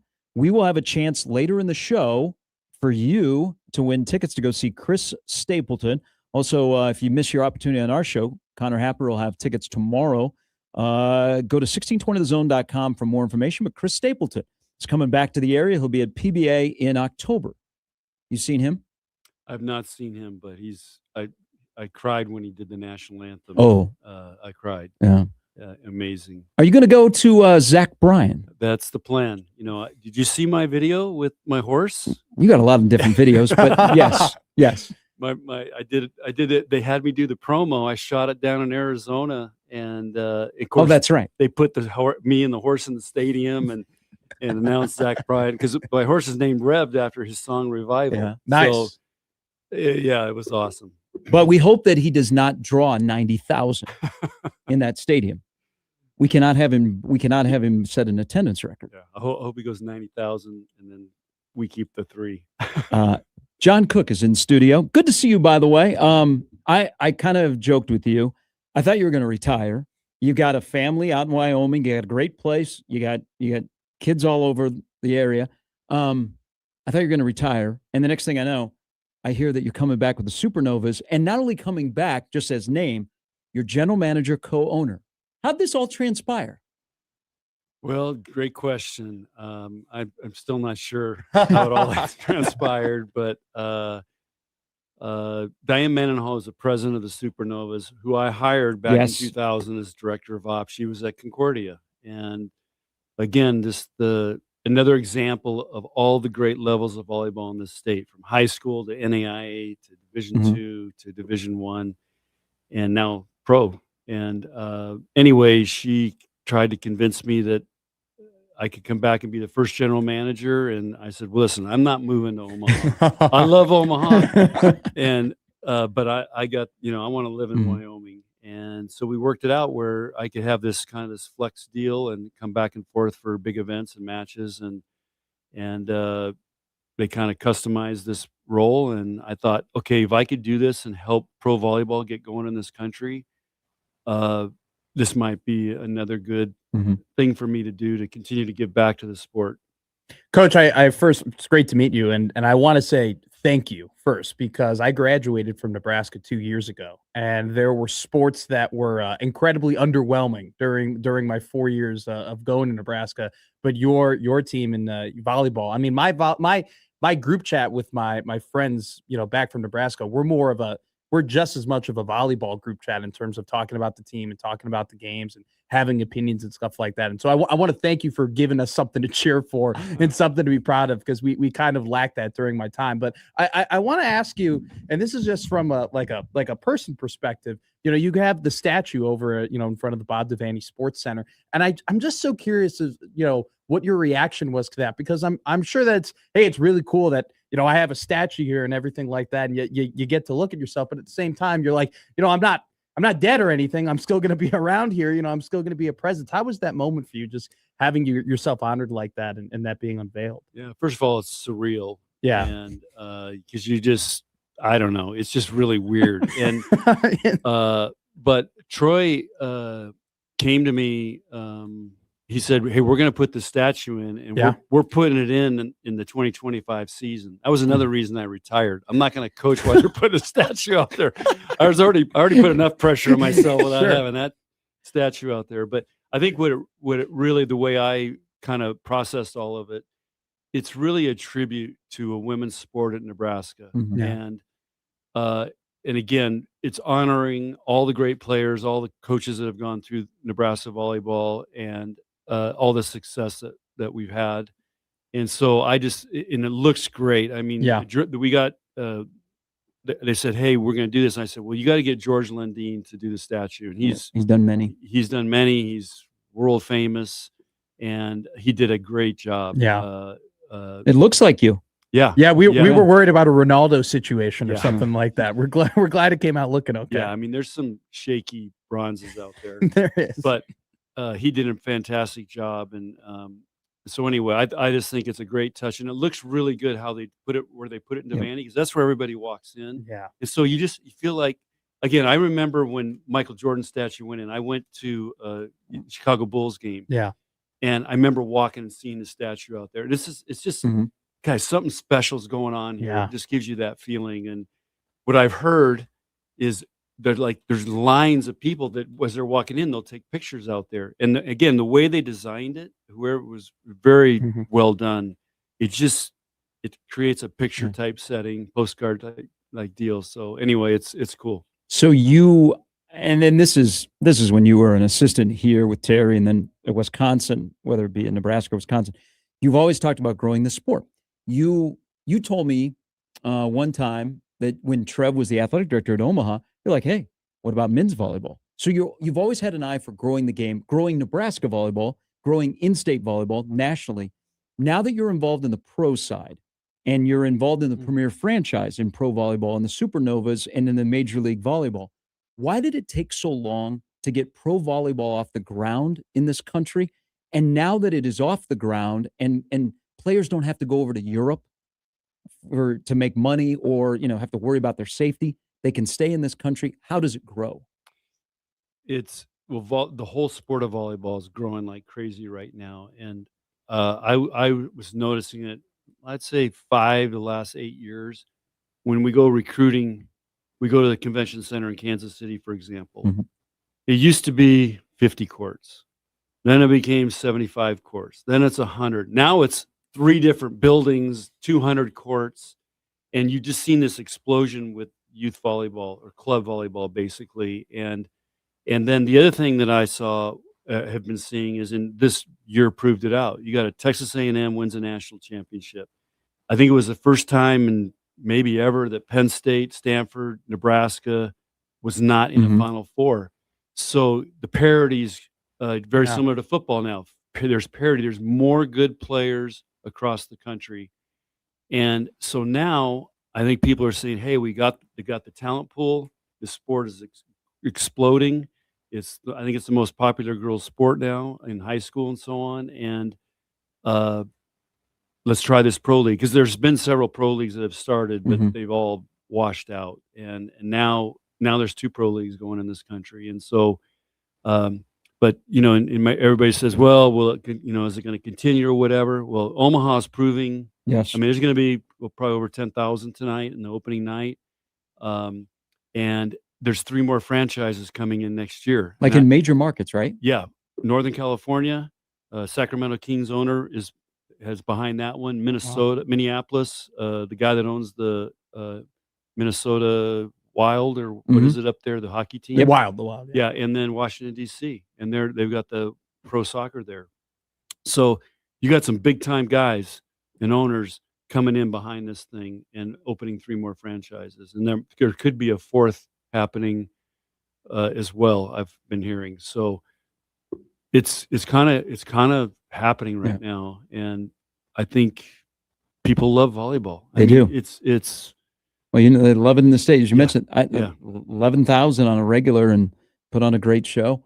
Tonight, 7:00 against San Diego. I know tickets are available. Well, Coach, we were kind of joking about how you're doing the media tour right now, and you guys have your season opener, and you've been everywhere. And I was able to catch you on KTV, and you told a story. And if you don't mind, I want you to tell it again for our listeners, because it's something I've never heard of before. It's kind of a profound story of you guys, and you're the general manager. You're coming up to the cap. Yep. And you had to make a tough decision, and it was getting to the point where you had to cut somebody. And so if you could tell that and what ended up happening, because I think it speaks to your guys' culture, and it speaks to what volleyball is about, essentially.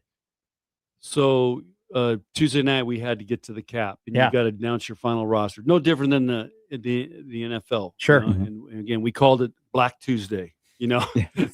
So and we started last week with Black Sunday because we had to start cutting down, and really we want to be at 14 on the roster, and we got the salary cap we got to stay under. So anyway, we got down to 15, and the coaches, we've been talking every day. We just been waiting for a sign on which player to cut, and we were, we had it down by position and what we were going to do, but we're debating which players are going to be, and Luka wanted to hold off to the last second.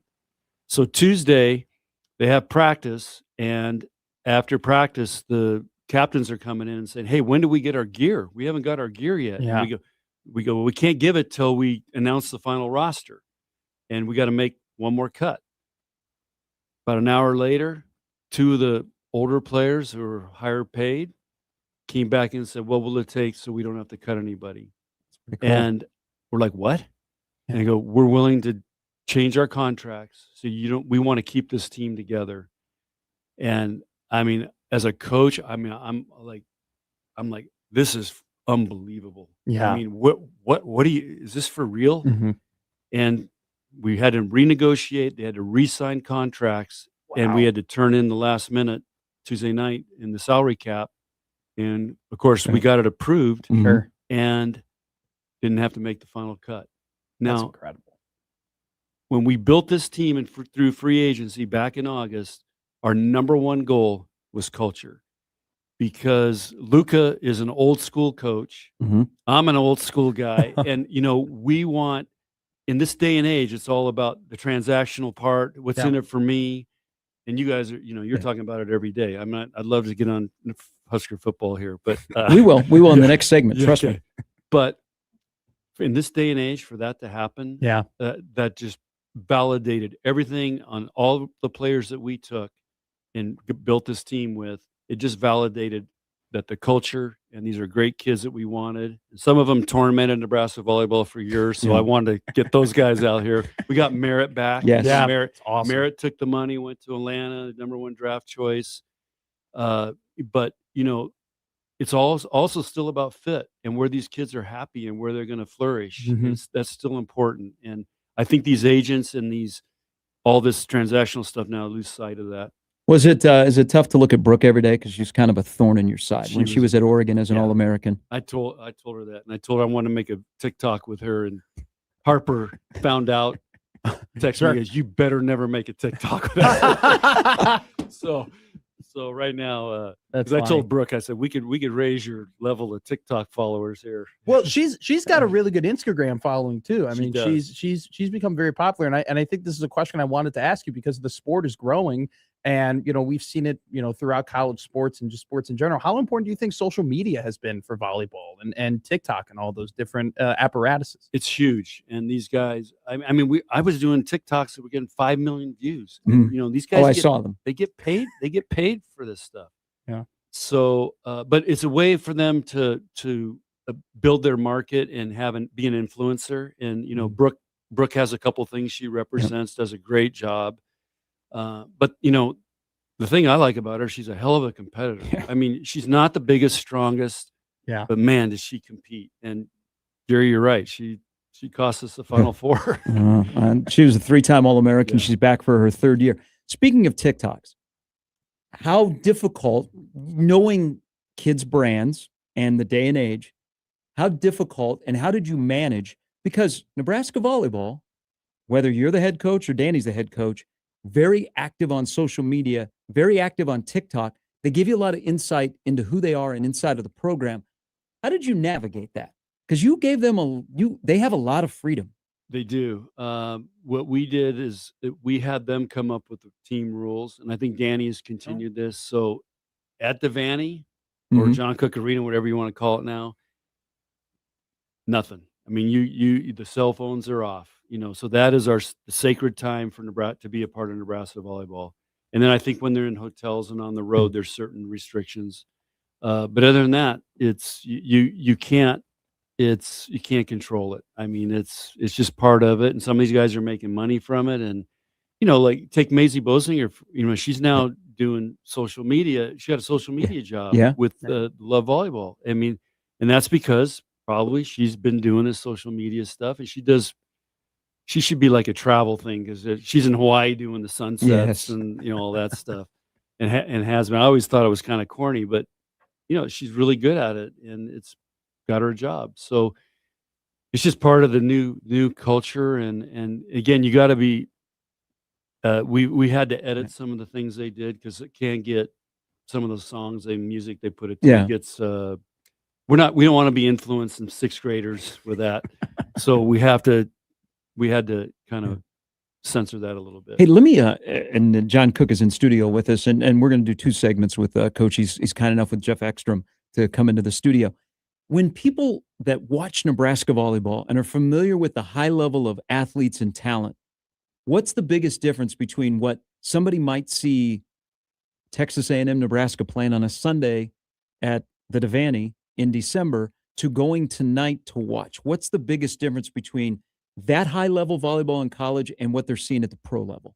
So the pro level, and this is just an easy analogy to give you. So what are the football guys when they leave college and go to the NFL? They talk about how fast the game is. Same when they go to NBA. I mean, these guys, it takes a while to adjust to the speed, the length of those guys.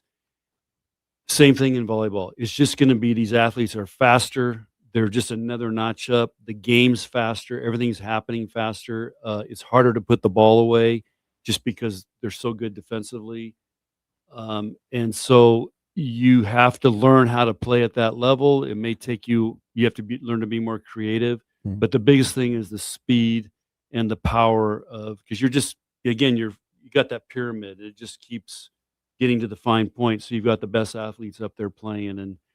And if you just I've got a chance to watch a few practices. I mean, you're just like, wow, this is happening very, very fast especially when you're sitting down there on the court. Would you want to coach pro volleyball? I'd love to coach this Supernova team. I mean, I told Luca, I'm jealous because it's such a fun group. And these guys, I mean, Brooke's kind of the ringleader, but you got Morgan Hentz, who's just a baller and a super competitive. Sydney Hilly is she's like an assassin. She's just like a precision, gonna outthink you, and she tormented us for 3-4 years. And then you got Merritt Beeson and Norris Sis and these guys. I mean, they're just great players From Creighton. and they're smart, and they work really hard. So I am a little bit jealous, but yeah, but I'm not, I wouldn't want to look forward to all the travel and all that. We'll take a quick break. We'll come back. Some other picture things. We'll talk. The first John Cook show ever on the radio was you and I, and I got angry emails and letters and calls after you left because you and I spent the first 25 minutes talking about Nebraska football, and we didn't talk about Nebraska volleyball at all. That's awesome. And people were like, and I'm like, you got to understand, he's a football guy. Oh yeah, number one. Right. Yeah. So we'll talk about some other things around the sport, but a lot of excitement today is the third year, the opener for the Supernovas. They are loaded once again as they make another run for a championship in the Major League Volleyball. High-level volleyball, great atmosphere. They put on a great show at the CHI, and tonight they take on San Diego at 7. Tickets are available. You can go online. But a very familiar roster. If you follow volleyball locally or nationally, you will recognize a lot of names. And we'll be back with more. John Cook in studio here on Gary and Matt on 1620 The Zone.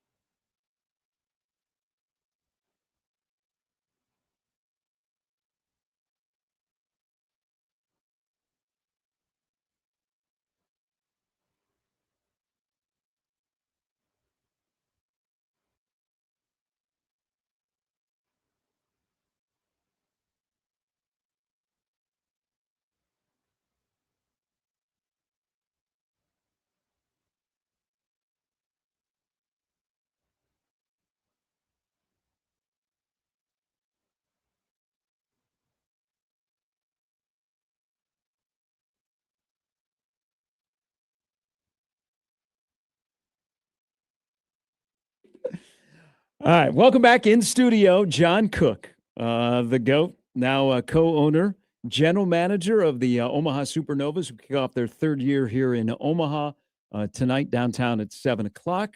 As we have them for another segment, has put together another strong roster. It is going to be another great year as they make a run for the championship like they won in their inaugural season.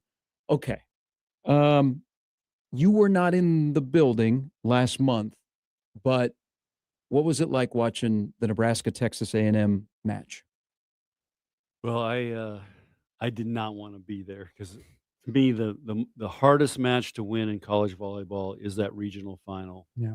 And when I saw the draw, I'm like, and Danny knew it too. I mean, Texas A&M's good. I did their first match of the season up in Sioux Falls on Big Ten Network, and anyway, and they had 9 seniors, so that was a tough draw. But it was a great match, and what people don't realize, and I remember when we went through this in 2000, and Lincoln Journal-Star did a great 5-part series on that team. Yes, And just recently. It brought back a lot of memories of how hard that season was because we were undefeated. And remember, we redshirted our best player, Nancy Mendring, because we didn't think we were going to be that good. We thought, okay, we got one more year and we'll be pretty good. And of course, you're undefeated, and all of a sudden, you're protecting, you haven't lost, and there's just a pressure that comes with that. And Texas A&M took advantage of it and didn't wilt in Devaney, and it was a great match. And but that's what sucks about sports. They have this great season, they play great, they dominate, they break records, and then it comes down to that's the match everybody remembers. They don't remember winning the Big Ten, losing one set. I mean, it's only ever happened one other time. It was that Penn State team in 2008. And but got to give credit to A&M, and it was just a heartbreaker, really a heartbreaking match. But it was also a great match. It wasn't like it was a blowout it was a hell of a match. I remember you talking about, this was a couple of years ago, how you mentioned that like winning the Big Ten is almost as hard, if not even harder, than winning the national championship. I want to get your thought on like how impressive as an accomplishment is it for that team to, like you mentioned, not only just win the Big Ten, but go undefeated and then only lose one set. Like where does that rank in terms of accomplishments that the program has done? It's hard for me to even imagine that. Yeah, going through the Big Ten, how hard it is, because you got to do it over 10 weeks. You're traveling to all these places. Sometimes you got to play back to back on the road. I mean, no other sport's doing that. Yeah. I mean, like hockey will play back to back, but they don't travel. Baseball go play 3 games, but they're not traveling. Yeah, because you got to play, and maybe you get an 8 o'clock Penn State match, and then you're playing at Ohio State at 6 o'clock the next night. that's crazy. I mean, so that's what makes it so hard. Where the NCAA tournament is 20 days. You play 6 matches if you win it all, and you give one off night, and Nebraska had an off night. I mean, Allie rolls her ankle and warm-ups. I mean, I'm sure that freaked people out. Like, what the hell?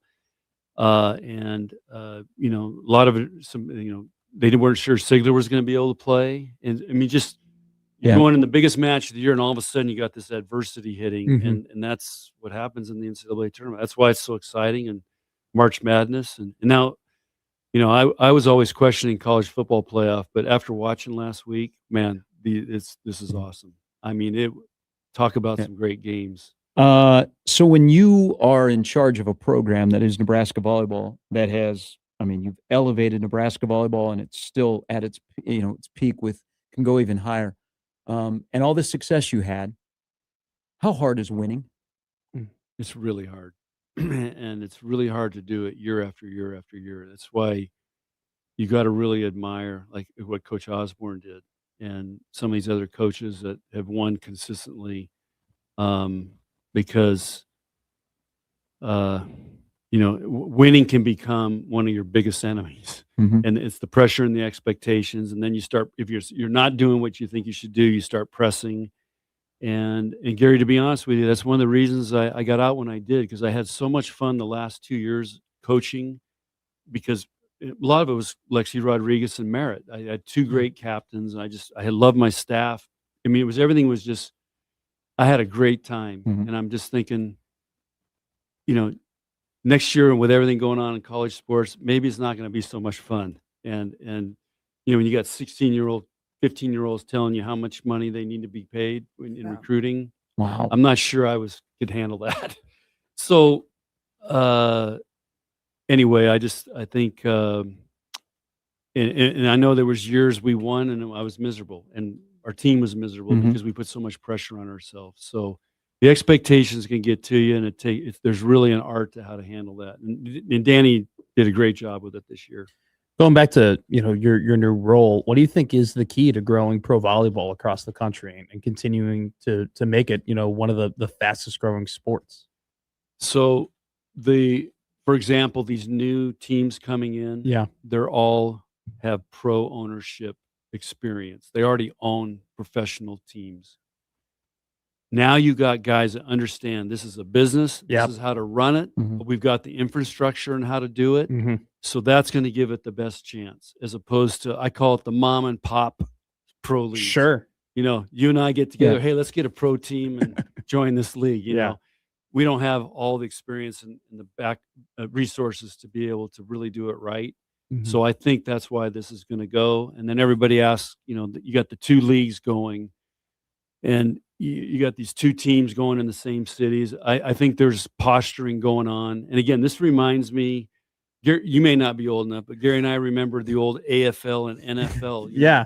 Which one did you like better? I mean, I was San Diego Chargers. Okay. I think we were AFL. Yeah. So I love the San AFL. Diego guy. Yeah. And that's why whenever I get together with Tom Chattel, he was a San Diego guy too for a while. I love the Chargers. And but I can remember when they combined, and then it was weird at first, like, okay, who do we root for now?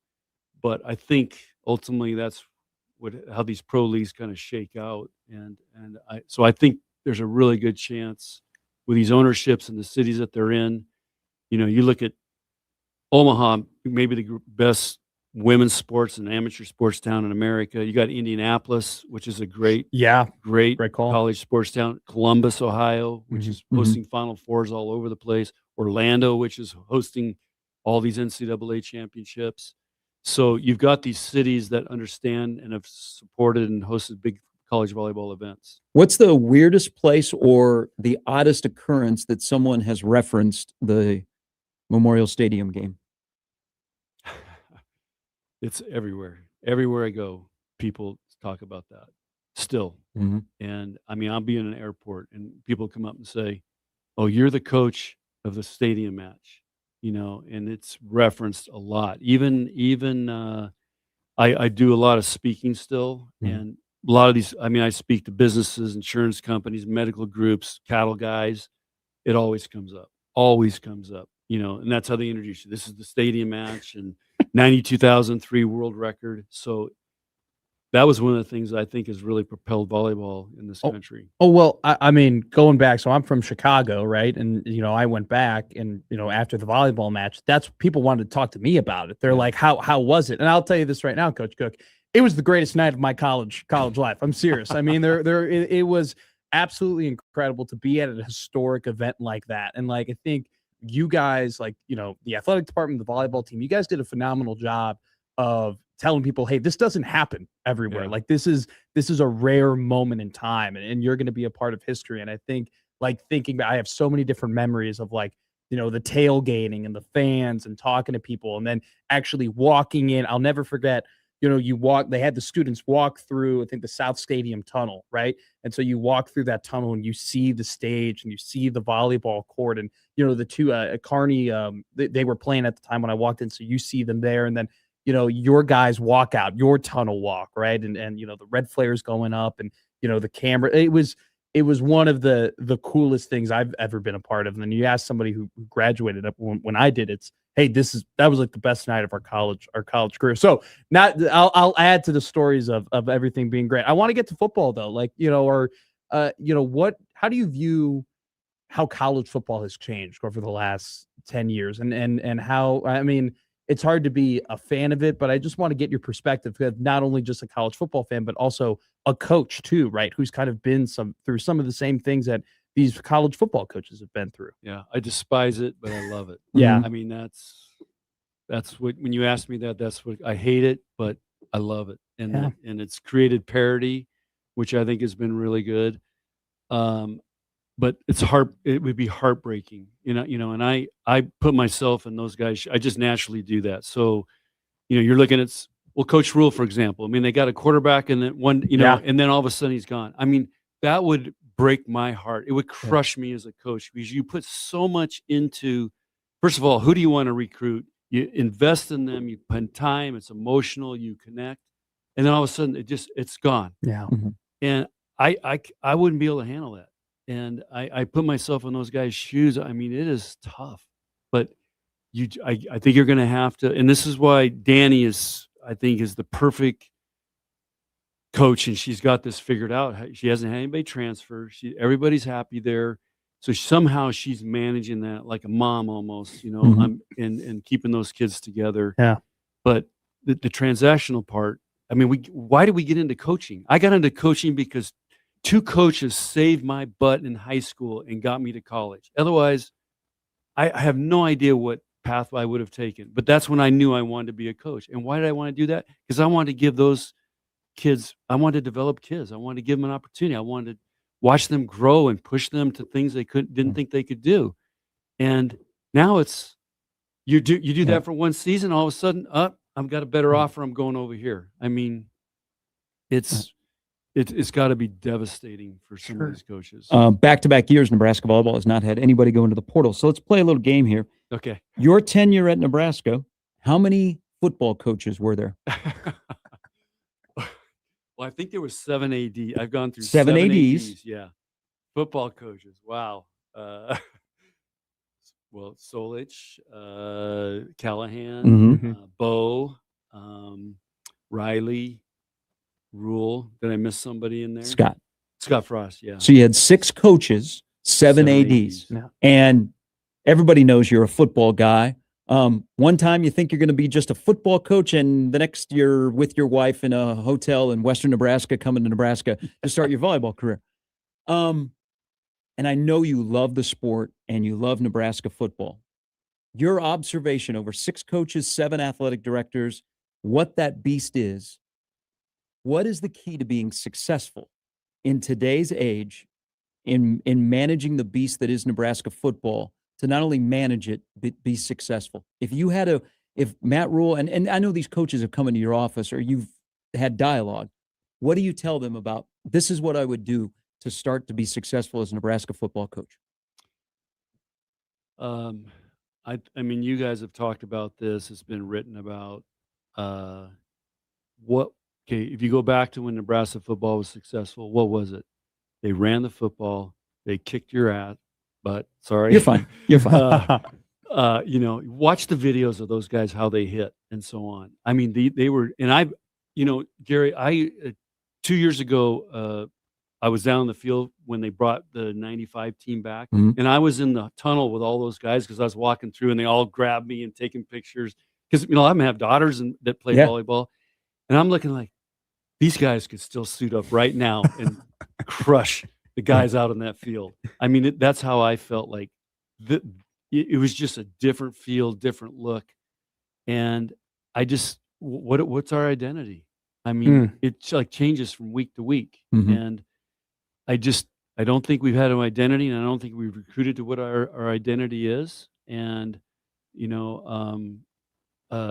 look at some of these teams that have been successful and they're doing it starts with a line. And Milt Tenneper. I mean, I used to go down and just watch that guy coach and look at these guys, and you're just like in awe. And anyway, I would ramble on here, but I don't know if I have the answers, but I just don't. I feel, what is our identity? And you don't know. And like with Nebraska volleyball, our identity was always going to be serve, block, and defense. If we do those 3 things, we got a chance to win every game. Because there's going to be nights where a hitter's off or a setter's off. But if you do those 3 things, when you're suffocating somebody, how do you get out of that? Yeah. You can't coach out of that. The players have got to figure it out. There's nothing you can do. And I just don't feel like Nebraska football has done that to anybody. It's what fear have we put into these other teams? Who's afraid to come into Memorial Stadium anymore? Yeah. And so somehow they got to get that back. And it sounds like from what I've heard, Coach Rules, and I actually asked him to come to the game tonight, and he's got portal visits. But he's got two daughters need to that play volleyball. idolize Yeah. the Supernova players. I mean, they've got their heroes. I've seen them wearing Supernova stuff, and same with the Husker volleyball players. But sounds like they're at a point where we got to go now. I mean, they're pissed. Yeah. Let me so about the Nebraska volleyball team that'll come back before you know it. I mean, school starts next week, and they'll be back into training and spring match, and then we'll be back into the season. There's a big three that you recruited that have had their ups and downs of getting so close. How do you think Danny managed the expectations when you have a Bergen, an Andy, and a Harper trying to get them a championship before their career is over? Yeah, the example I gave him, and I talked to him a little bit about this. Paige Buckers for UConn. Yeah. She went to UConn. They were supposed to win like 4 straight national championships. In her 5th year, she hadn't won for 4 years, and then her 5th year last year, or was it last year or the year before? They ended up winning. It was a great story. She played unbelievable, and mainly I've talked to Harper about this. This could be your guys' story now, and you got one more shot to do this, and they've been so close. I mean, you look at it, we got blown out their freshman year by Texas, but it's all been 2 points. Yeah. 2 points at Penn State, 2 points at Texas. 4 points. Wow. And Gary, you want to do math and stuff and story? I told up my coach, everybody says, yeah, you won 4 national championships. If we'd have won 7 more points, we'd have had 7 national championships. That was the difference between 3 national championships with 7 points. Wow. We lost a national championship by 2, another one by 2, and another by 3. 7 points. That's how close it is. And so if this team's not motivated for this coming year, and they've got the talent, but Danny's keeping her staff together and everything. So, I mean, if they're not motivated, then but they should be the most motivated team in the country. Hey, I would love to keep you a little bit longer because I think you want to one day be a co-host of a sports talk show. I would love to. I know you. But we got to finish on story time. John Cook, who is the general manager, one of the co-owners of the Supernovas, they kick off their 3rd season tonight downtown. If you've not been to a Supernova match, I don't know what you're doing. In the first 2 years, it's a great show, also a great team. We have to finish with a little story time because I was telling Matt about this because you and I have been together on the speaking circuit. So tell the story or pick one of your favorite stories that you haven't told. But I like the story of when you first went to China with the kid from Husker Vision. So Lincoln Journal-Star just did that 5-part series, and they brought up great memories. And again, so 2000, we go into China. First college team ever to go into China. Wow. We land in Beijing. We're walking off the plane. We're going down the hallway. And what our goal was to bring a Husker Vision guy. His name was John Barnett. And he's got this big camera. He's $50,000 camera, huge thing. Yeah. And this is like his baby. He's got his arms around it because we can't lose that thing. We're walking down to go to get our bags. Here comes these Chinese army guys out and surround him and haul him off. And they took him entirely and the camera. Oh my God. Disappeared. And there's nothing we could do.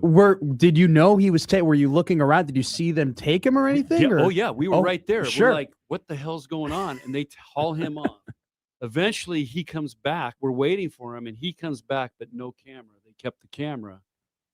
And ironically, that week, Senator Hagel and Representative Beerider were on the China Foreign Relations Committee that was negotiating a trade deal with Nebraska. Oh my God. And that was all going on that week. That was national news. And then when this happens and it becomes front page of USA Today, Nebraska volleyball loses the camera guy. And for 5 days, we're in Beijing, no camera. He's a mess. I mean, he's a mess because he doesn't have his camera. He doesn't know if he's going to get arrested. He can travel with. I mean, we don't know what the hell's going on. And finally, on a Friday morning, the 5th day, and we're getting ready to go to Shanghai, and I get a knock on my door like at 6 a.m, and it's these Chinese officials come with us.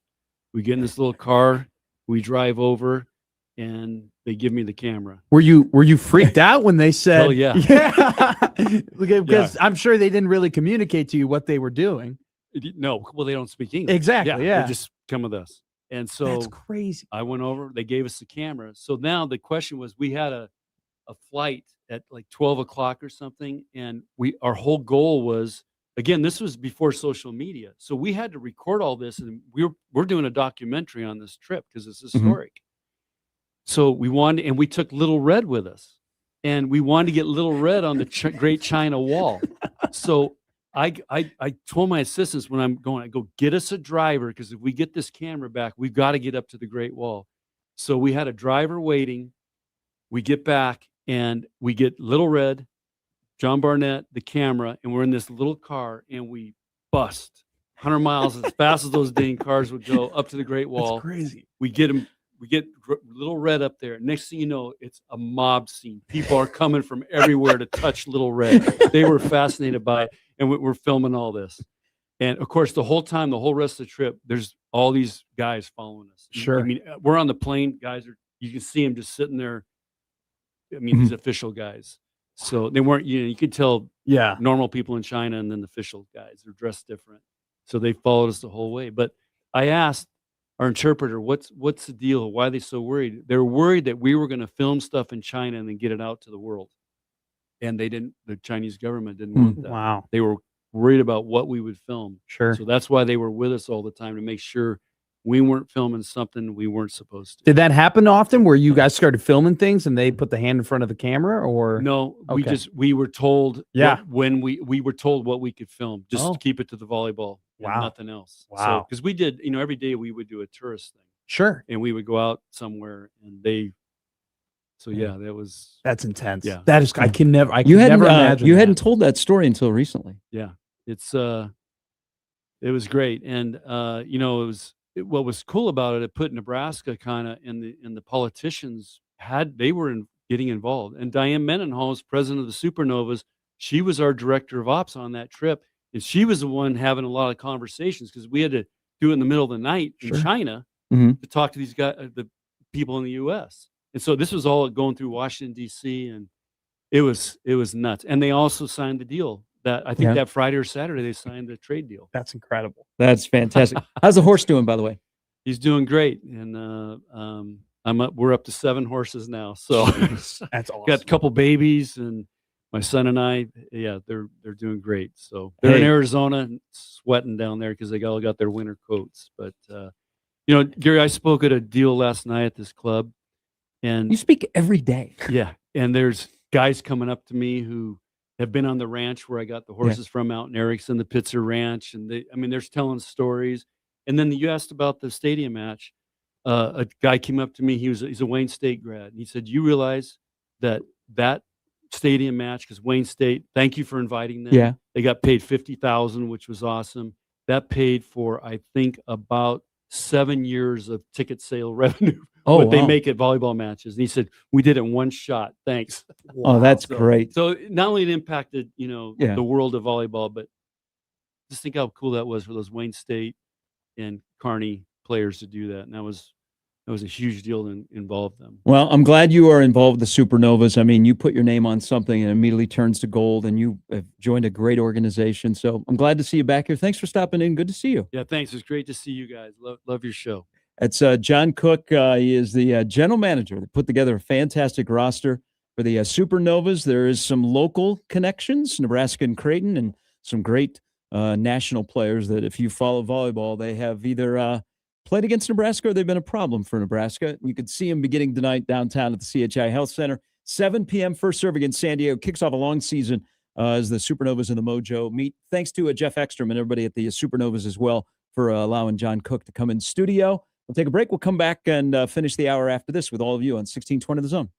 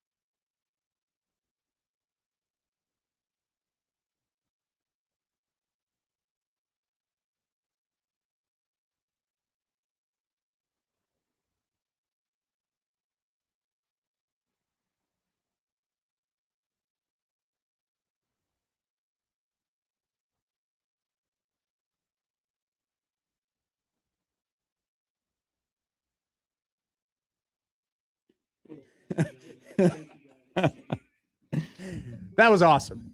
That was really cool. I think people who have followed your career, Gary Sharp, know that you and John Cook go way back, and you've had a great relationship. And you've told me plenty of times that you two know each other and some stories and whatnot. That was cool to see you two, like two old friends who haven't seen each other in years, just joshing it back and forth, shooting the crap. So he's just told us. I gotta look this up. We think the movie is This Thing On with Bradley Cooper and Will Arnett. Let's see. Okay, it's now Bradley Cooper is the director and writer. He's not in the movie, but John just said that there is a John Cook reference in the movie that somebody's daughter is being recruited by Coach Cook, and it's a reference to him. And they say apparently Coach Cook would like this player. Yes. I'm gonna try and look up the script to see, because if I can get the script, then we can find the actual. That is so cool, by the way. A couple other things that we did not get to with Coach Cook. I'm not surprised. You know how popular the Crown was for basketball. I mean, it was popular because players got paid the NIL era, and we've seen the players era in basketball, which Creighton has been involved in, has taken off, and it has expanded. There is something along those lines going to happen for volleyball that is on the horizon, maybe this fall, that will involve Nebraska, that they'll be playing in a Crown type out in Vegas. That, and hopefully we can make another road trip out to Chicago to see Nebraska volleyball, maybe play another outdoor match. That'd be really cool. By the way, I'm looking at the. Does sound like that has a lot of momentum. That wasn't just recent. That's been in the works for multiple years to get Nebraska to play volleyball at Wrigley Field, and it's not necessarily Nebraska pushing it. It is the Big Ten Conference that is pushing it. That'd be great. 2 different Gary Sharp trips out to Casa McMaster in 2026. Can they be around the same time? That'd be, if they were the same weekend, that would actually be incredible. You had the volleyball game on a Friday, and then now I'll tell you this right now: if they happen to be on the same Saturday, we are going to Nebraska volleyball. Okay, we won't be. We'll book the Northwestern trip for another time. By the way, the lead, the name of the actor, or like the main character is This Thing On. His name is John Bishop. Really? Yeah. The lead character is John Bishop. So there was a John Cook reference in a movie whose main character was John Bishop. How about that? Wow. That's funny. This is a bizarre world. It is a bizarre. And Nebraska and Vanderbilt men's basketball are combined 30-0. All right. We should have a counter of how many times that you've mentioned Nebraska basketball is 15-0 this week, which, by the way, completely warranted. Completely warranted. If my team was if the Bears were undefeated, I tell people that every single minute of every single day. Think, I mean, there's been a lot of disappointment along the way. There's been, there's been traveling through the Sahara. Danny Nee isn't walking back through that door, but Fred Hoiberg is. It's also a credit. Wow. Nebraska just had somebody go into the portal that scored a touchdown this past year. It is not only a credit, but it also is a little bizarre world. Nebraska basketball is 15-0. Oh, yeah. They're 5-0 in quad one games. Kenneth Williams has entered the portal from Nebraska. That's disappointing. Yeah. We'll catch up on that. There's a lot of things that went on while Coach Cook was in the studio. In the 48 minutes he was here, which, by the way, we're awesome. Hope you enjoyed it. And trust me, if you head down to see the Supernovas play, you will enjoy the experience down there. They have their home opener, season opener, tonight. We've got one more hour to come. It'll include a chat with Steve Sipple and Brian Edwards on 1620 The Zone.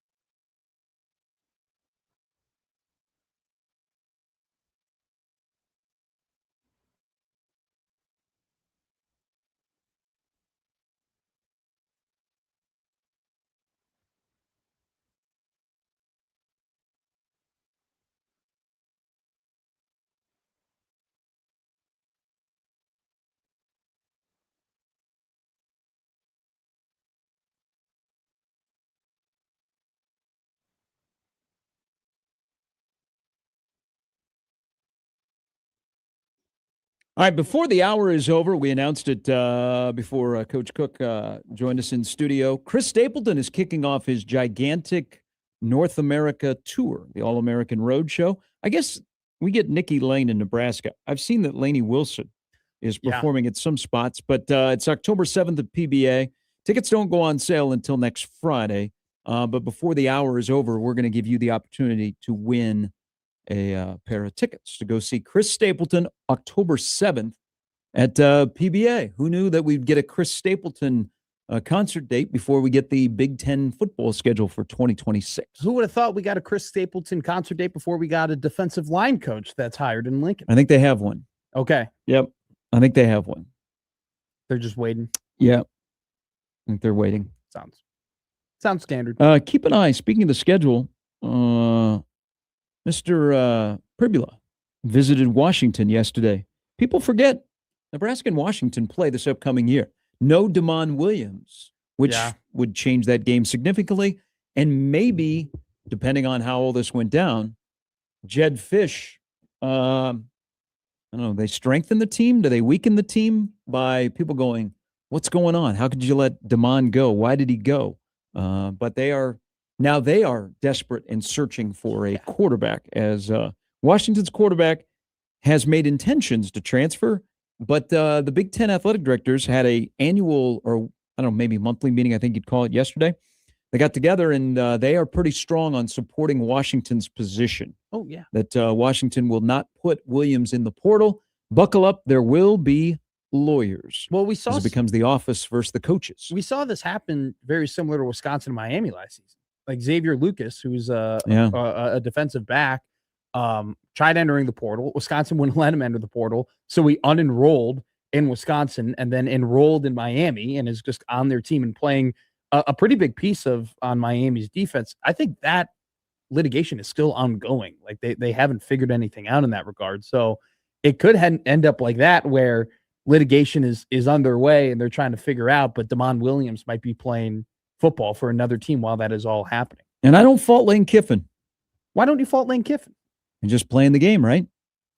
Yeah, but I think that there are some lines. I don't care about Washington. I don't care about the sport. I care about LSU. Yeah, but he's the face of college football and today's college football and how it works with the calendar and leaving early. Yeah, I see what you're saying, but I definitely blame Lane Kiffin, because there's just his actions have completely caused the Wild Wild West to turn into Armageddon. And the fact that now that there's going to be a precedent set that re-signing contracts don't matter anymore, right? And even if a player goes ahead and signs a contract, you can tamper with them and try and get you to play them, get them to play on your team. I think that's terrible for the sport. No, I mean, there's a lot of things that are terrible for the sport. Sure. If your school was going to get Damon Williams and did the same thing, would you be upset? You're like, oh man, Rule, don't do that. I mean, I guess it's not Lane Kiffin's fault. He's playing by the rules, isn't he?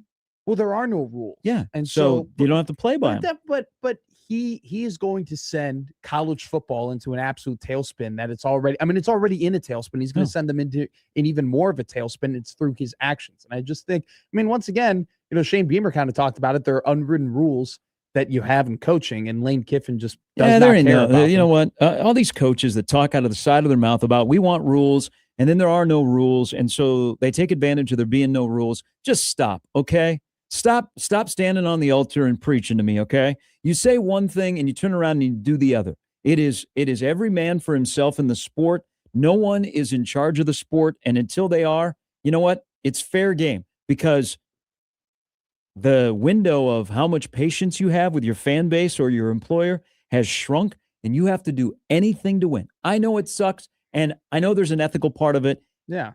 But until you got to win. You got to find any way to win. And as long as there's no rules and you just abide by the current rules, which there are none, why are you at fault? You're just doing something that somebody else would do. And you could say, oh, no, because they have standards. BS! They need to win football games, and they want to win football games, and they'll do anything to win football games. Look at Texas Tech has got all the oil money, right? Yeah. They've gone above and beyond what you're supposed to do. And people are like, oh, they can't do that. They continue to do it. And you know what? you're calling up your people and going, hey, man, we need some more money. And they're Yeah. like, no, I thought it was like 20 and a half. No. With that said, I am rooting for whatever agency stands up against Damon Williams and holds him to this. I think it's going to be difficult, but I think there'll probably be a big buyout. And it sucks for Washington because he's a great quarterback and it may fracture their team, but they're not going to have him. And he's going to be somewhere else. Look, I don't disagree with you that you got to do what you got to do. And I've said this on the show with you, and you're in agreement. It's not called tampering. It's called negotiating because there's no rule against tampering. There's no enforcement against tampering, right? You got to take advantage. Players tamper on their own, by the way. Yeah, they do. They talk. I mean, did you see Miami talking to Jeremiah Smith after the game? You don't think some of those guys were dapping him up and being cool with him, trying to hope that he would transfer to their team? Whether it's that or players on their own working their own deals while they're on a current roster. But I mean, it's just at least we get football tonight. We get an actual game, and the game is great, and we watch the game, and it's 4 fantastic football teams. The other stuff, hey, it draws interest, popularity. Sure. Popular. 23.9 million people watched Indiana and Alabama. Now, with that said, Nebraska just had a entrance into the portal. The portal has taketh, and he's an all Big Ten guy. So Kenneth Williams has gone into the portal, who was on one of the all Big Ten teams as a kick returner. Yeah, that's so the good story is now in the portal. Why is Keona Davis not officially in the portal? But on a different note, back to Kenneth Williams. Well, I think with Kenneth, that kind of stings because I think you saw the drop-off that was had in the kick return game when he wasn't playing. I really do think that Nebraska, part of the success that they had earlier in the season was because they controlled the field positioning game. Nebraska was one of the best field positioning teams in the country. And when Kenneth Williams no longer was the kick returner and he was suffering that injury, they did not find the same spark and weren't able to have that same advantage where team is 7-5 and you're playing in some of these close games. Like you need every advantage you can get. So I think that stinks. And they're going to have to find, I don't know if they have the kick returner on the roster. I don't think Ja'Cory Barney, from what I've seen from him, and granted, he probably was banged up, but I don't think that the kick returning unit was nearly as good without him after he got hurt. This situation, and by the way, I see Nebraska had, like, I guess the number 1 rated long snapper was on campus yesterday. So Kevin Galick is in a lawsuit to try and get an extra year. I wonder in the situation with Kenneth Williams, the great story from Detroit going to Lincoln High and how Rule finds him is he wants to play running back. Like, I don't think his path to playing more at Nebraska is through the running back room, that he is looking for an opportunity. He doesn't want to be pigeonholed as just a returner, that he would like to run the football. And I wonder if that has led to his decision, because it's he doesn't have like a top tier spot in the running back room. No. And maybe not an opportunity to prove that, because if that was the case, maybe he would have gotten in the mix. So I'm wondering if he decided, hey, I want to also run the football. I can return, but I also want to be in the running back rotation. Doesn't look like it's going to happen at Nebraska. I'm going to go pursue an opportunity. Kind of sucks from the return game for Nebraska, but if he wants to be a running back, probably Nebraska was not the place for him to be the full-time running back. We were talking about this like before the bowl game. I wanted to see him get a carry or two. Like, I wanted to see what that speed would look like in the backfield. And, they went with Ives as opposed to Williams. And so you're the 4th. I mean, it's seemingly right. You're the 4th running back in the room. And then you got Jamal Rule coming. And then you're probably going to get another transfer running back. And so now you're sitting 6th, right? So you're not even sniffing carries. And it's, I don't know what Kenneth's intentions are, if he wants to go to the NFL or anything like that. He's got top end returning talent, like he could be that type of player that is impactful on special teams, but you don't just go to the NFL and the only thing you do is just return kicks. You have to be viable in another room as well. And so he's got to go out and find that opportunity and take advantage of it, clearly. Tonight, the semifinal at the Fiesta Bowl, which unfortunately does not have the old logo. It is a 6:30 kickoff. Miami's a 3.5-point favorite. I don't know how to pick this game. Boy, they should use the old school logos of these two teams. They should. Colonel Reb and Ibis, Sebastian. I don't know. I don't know how to pick this game. I don't know how to look at this game because I think conventional wisdom, and if you've been watching these teams, you go without a doubt, Miami -3.5. Like they're playing high quality football. They got the more experienced quarterback who's right for that team. Mark Fletcher has been absolutely awesome. And I mean, Miami's defense is allowing 13 points per game. I don't know if Ole Miss has played a defense as good as the one that they're going to play tonight throughout the entirety of the year. At the same time, when you got Trinidad Chambliss, you got a chance. Like that's what he's turned into. Like he is such a dynamic player that he can just erase mistakes across the field. You think college football and how it shifted with, again, I think the big one is unlimited transfers. Yeah. But then also you can pay players. That Miami got bailed out by new college football. Yes. I think Miami, all of the series of mistakes that they have made with coaching hires. Yes. Because Cristobal is the best coach they've had for a while, and he's got his in game is sometimes overshadowed and is taken care of because you got elite players. But there were, they lost 2 football games this year, and his decisions in game were a little bit of it, plus the turnovers by Beck. But new college football says, we got you, Miami. I think so. Unlimited transfers. And then what they used to do, they can do, and they got a lot of money that wants the U to return.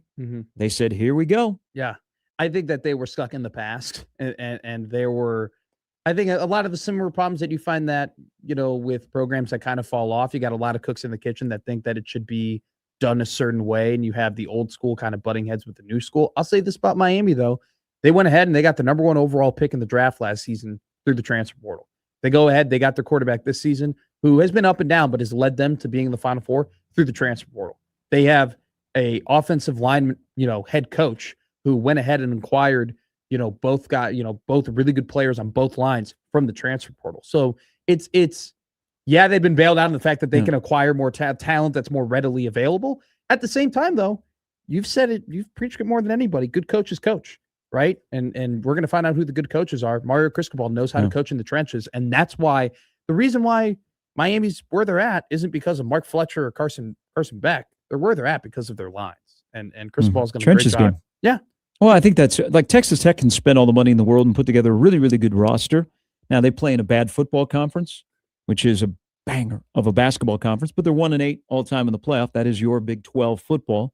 You're a honk for Big 12 football, and I appreciate your loyalty. Thank you. It was entertaining this year, but it wasn't the highest of quality. You can spend money and get there, but do you just want to get there?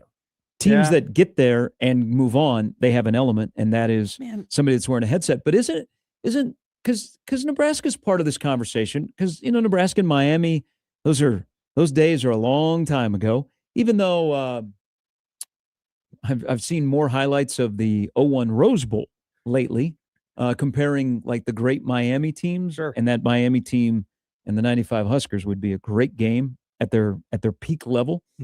Is Alabama's probably been hurt by new college football. Miami has been helped. How has Nebraska?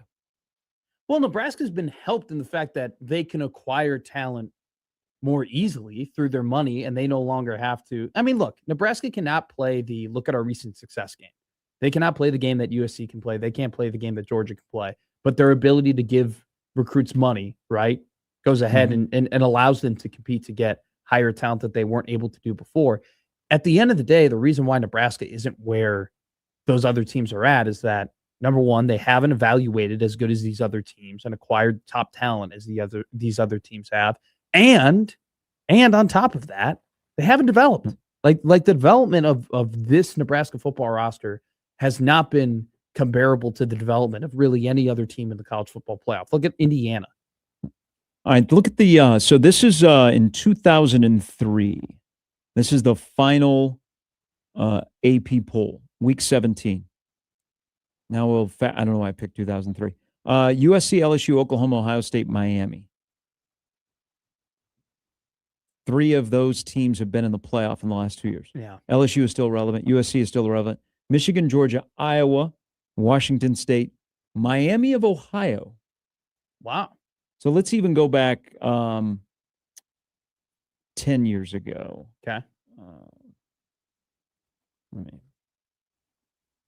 Okay, so just if these teams are still relevant, okay, if they're still doing what they are doing, Alabama, Yeah. Clemson, Nope. Stanford, Nope. Ohio State, Yep. Oklahoma, Yep. Michigan State, Nope. TCU, Not pseudo kind of. Houston? They were in a national championship. Houston, no. 10 years ago, Ole Miss, Yeah. Iowa, Michigan, Notre Dame, Baylor, Florida State, North Carolina, Utah, LSU, Navy, Oklahoma State, Oregon, Wisconsin, Northwestern, Tennessee, Georgia, Florida. Northwestern's no. That's a no. Wisconsin's a no. Baylor's a no. That's a mess. They've lost a ton of players. Baylor has. Yeah, it's interesting. Like I feel like we've seen more teams fall off than we've seen new teams like come to the table, right? Like out of all the lists that you kind of just went through there was about 8 teams that we said, hey, they used to be at the top and they're no longer there. How many teams were kind of like walking in the desert and they've emerged and been incredible and done things that we haven't anticipated? I can name you 3: SMU, Indiana, and Texas Tech. Those are the 3 where it's like, hey, they have taken the NIL era and they've elevated their programs to heights maybe people didn't think. Well, look at two of the teams that are playing in the next 2 days. Yeah. Indiana and Ole Miss. Great for college football. Start comparing, you might go, it's not so great. But I think it's great for college football. Now, the thing is, like the Big Ten is, who is the next team to help it grow? Sure. Like for the next 3 or 4 years, if the same 5 are the same 5 at the top, I don't know what that does for the Big Ten. The Big Ten needs another team to help it grow. But they definitely have enough programs that are investing that want to be part of that. All right, Steve Sipple will stop by next. Is Nebraska 7 for 7? Are they 6 for 7? Are they 5 for 7? How many starters out of the 7 that they have added? Maybe that's what he meant. 7 for 7. Oh, okay. We'll talk to Sip coming up next.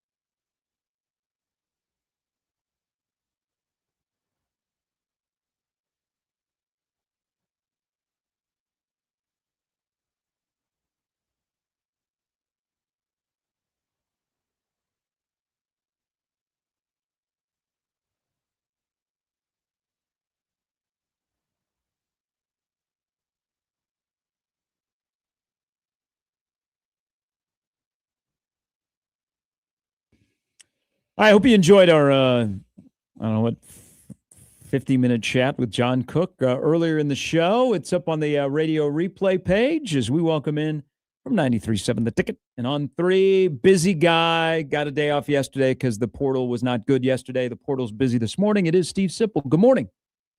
Did I get a day off yesterday? I don't remember having that. Yeah, there was no portal activity. Nobody went. Nobody came. But today, Kenneth Williams is in. We're, what are we, almost a week into the official portal being open.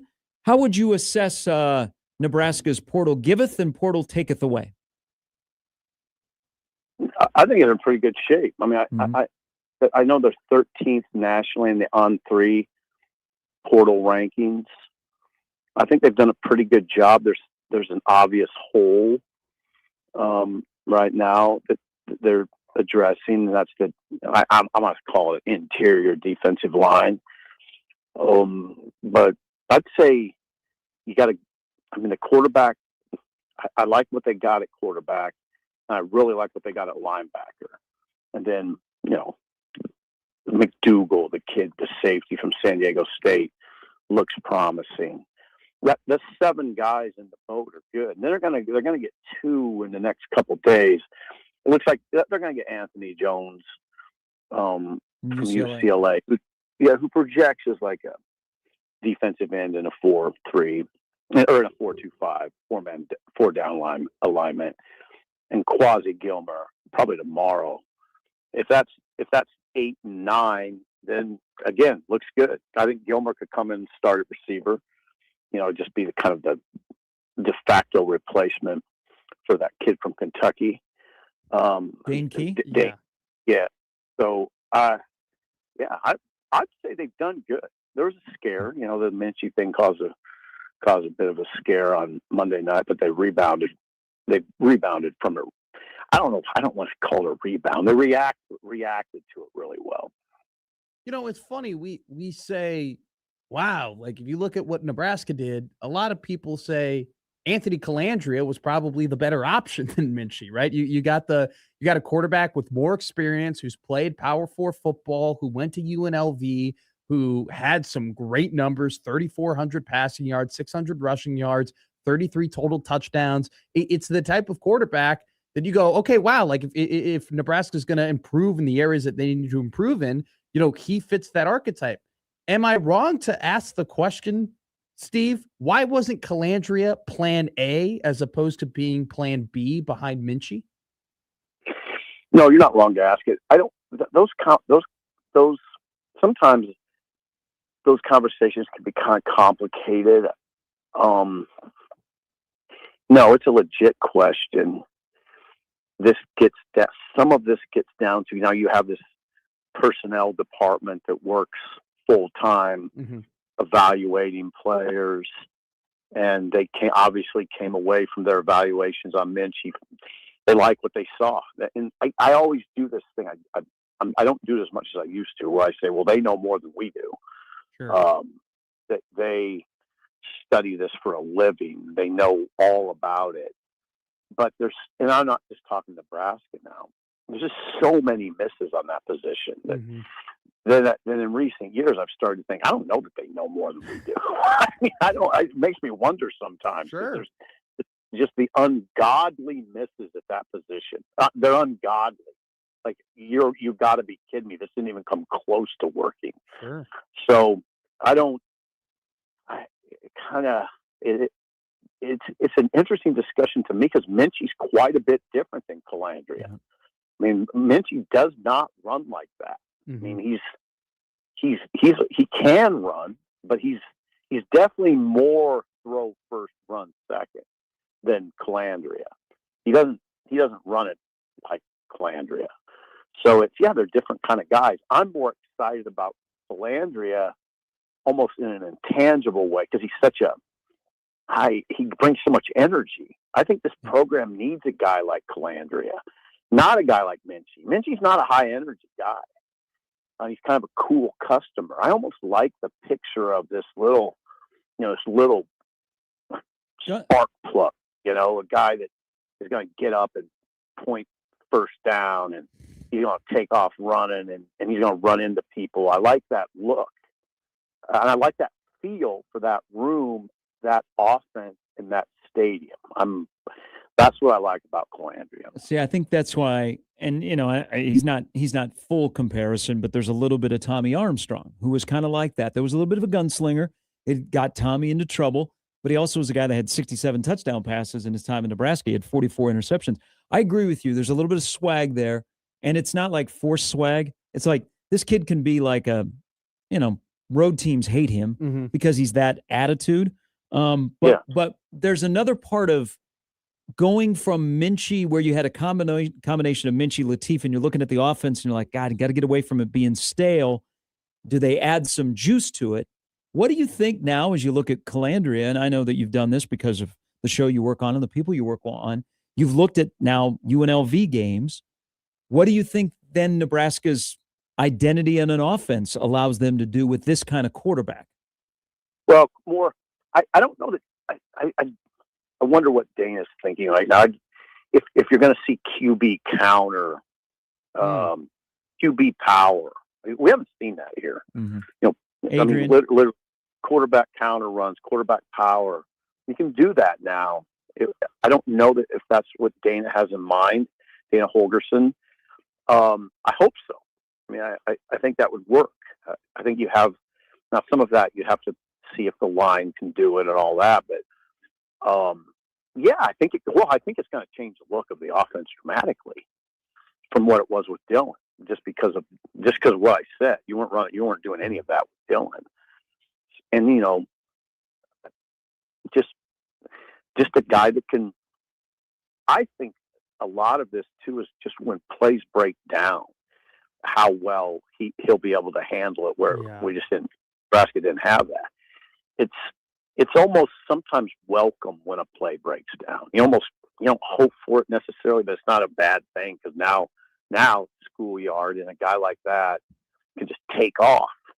Who knows what's going to happen? So I like the picture. You just got to control. You just got to make smart decisions.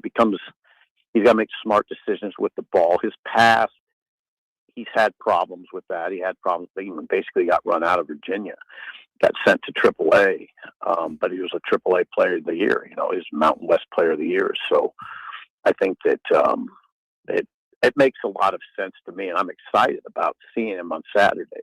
Hey, on a side note, what's going on with Dylan? Don't know. I really don't. It's quiet. I honestly don't know. I mean, I don't. It's not that I don't know anything, but I don't think there's anything to say at this point. I think the Oregon conversation is real, but you just don't know what's going on there because you don't know what Dante Moore's going to do. Yeah. What I've said on our show is if Dante Moore would stay at Oregon, Dylan could still go there, and I think it would almost be good for him to go there and play and be a year behind a guy and develop his game in the quiet, out of the limelight. Just go develop. Be in that program. You don't need to make a lot of money. You wouldn't make a lot of money as a second string guy or backup, but you develop your football acumen and in a quiet manner, and I think he could use that right now. It's interesting you say that, Sip, because that's exactly what Dante Moore did. Dante Moore was a 5-star at UCLA, and he went, and he was under Dylan Gabriel for a year, and then he got his shot, and now, it would be unprecedented, though, if he were to stay at Oregon, considering the fact that he's number one on some big boards, and he's mocked to go number one on some drafts that I've seen, that I've followed. So it's a conversation that could be had, but we've never seen anything like it, honestly, where a quarterback who very well could be the number one overall pick decides to stay in college. But all that to say, let's talk about Nebraska here. I think that if you were to pick the two biggest needs of this team heading into the portal, it would be D-line and running back. Are you and I in agreement with that? No, I would say quarterback and okay. quarterback. Sure. Quarterback and D-line. And then running back, yeah. Okay, so is there a concern at all to you that at this point that there's no commitments from D linemen or running backs, or do you think that they're figuring that out as they go? No, there's concern about D line. Yeah. Sure, interior. They're going to get Anthony Jones from UCLA, he's a D lineman, but he's not that. When I think about that right now, I'm thinking interior, and I'm thinking 300 plus pounds, or at least 295. That means bigs, real bigs, not guys that play on the edge of the four down lineman set. The interior. That's what I'm thinking of.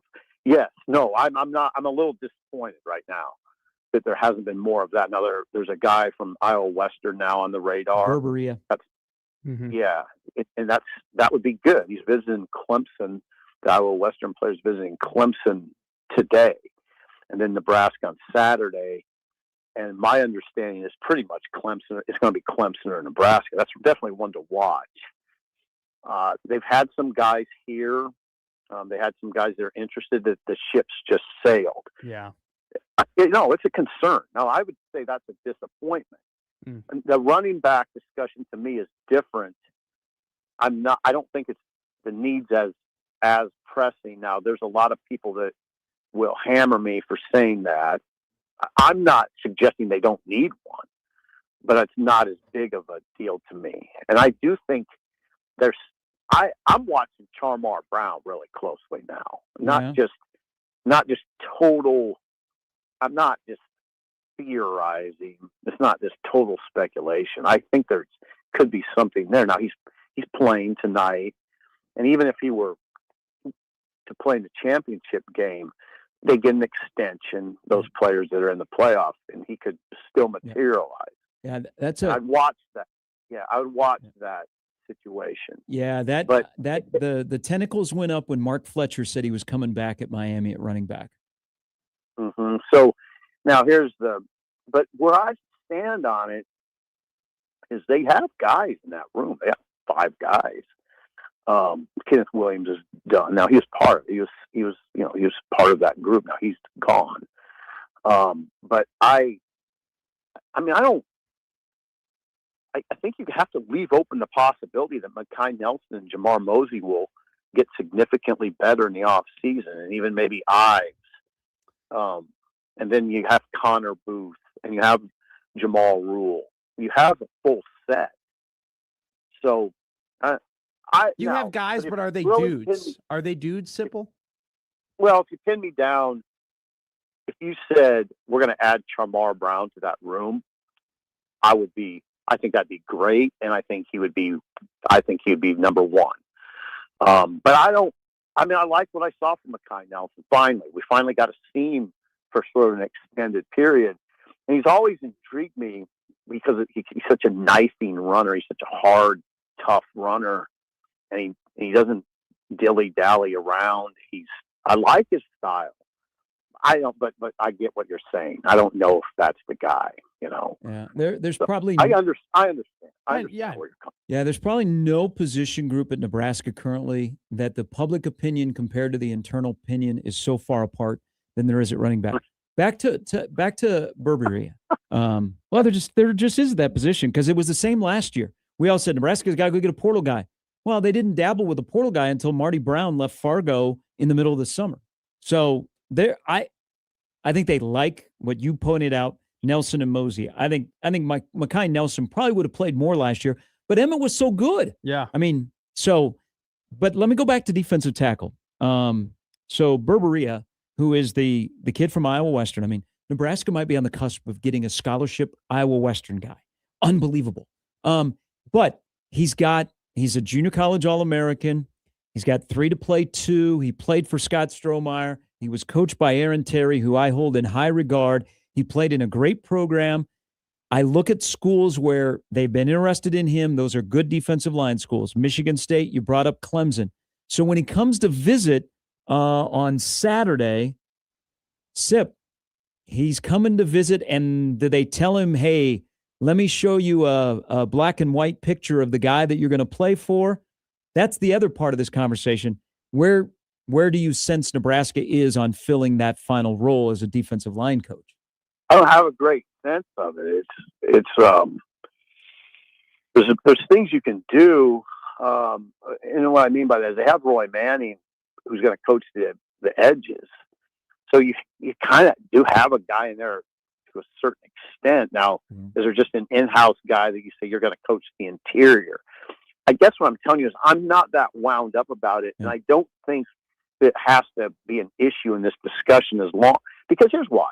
When these kids come in, it's not like I hope people don't think it's like a traditional recruiting visit. It's a business meeting. Usually, it is basically what it is, and it's very head coach oriented. And if the head coach has that answer for this player and his people, whoever they are, then it's a non-issue. If that head coach can verbalize what the plan is, I don't think it has to be an issue. There's no activities right now. They're not coaching. So no, I don't. I think you can really overplay that in this discussion. Yeah, I'm hoping that Dave Tollefson put a bug in Nebraska's ear that they need to offer this kid. Because I actually brought him up yesterday because he was on a visit to Michigan State. So I think he'd be a nice addition. And maybe it is an assist from Dave Tollefson, who helped out during the bowl prep and also has a intimate knowledge of Iowa Western. Sip, I hold you in very high regard in terms of how you view things. And I think what I've admired from you and being around you for the last 3 years is that you're always willing to adapt and learn to certain things. I'm not kissing your ass. This is the actual observations I've had being around you. That's all right. I don't mind doing that.